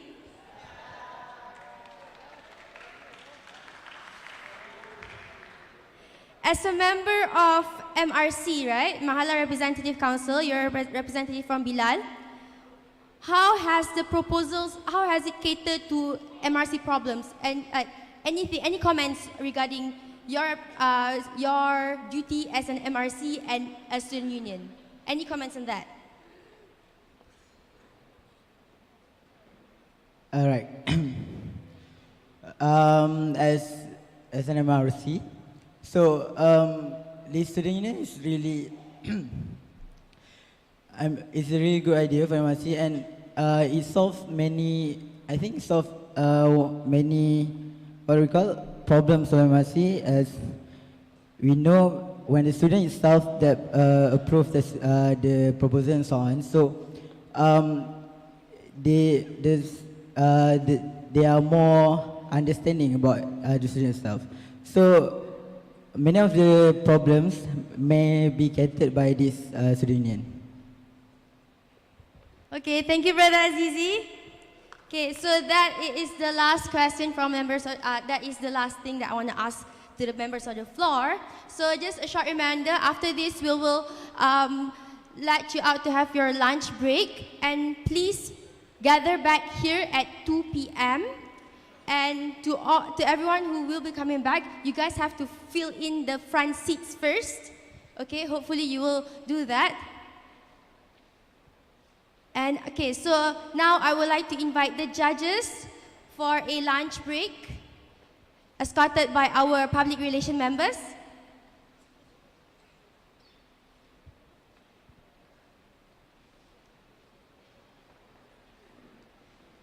And after this, after the lunch break, we'll proceed with 6 more presentations. 5 more presentations, sorry.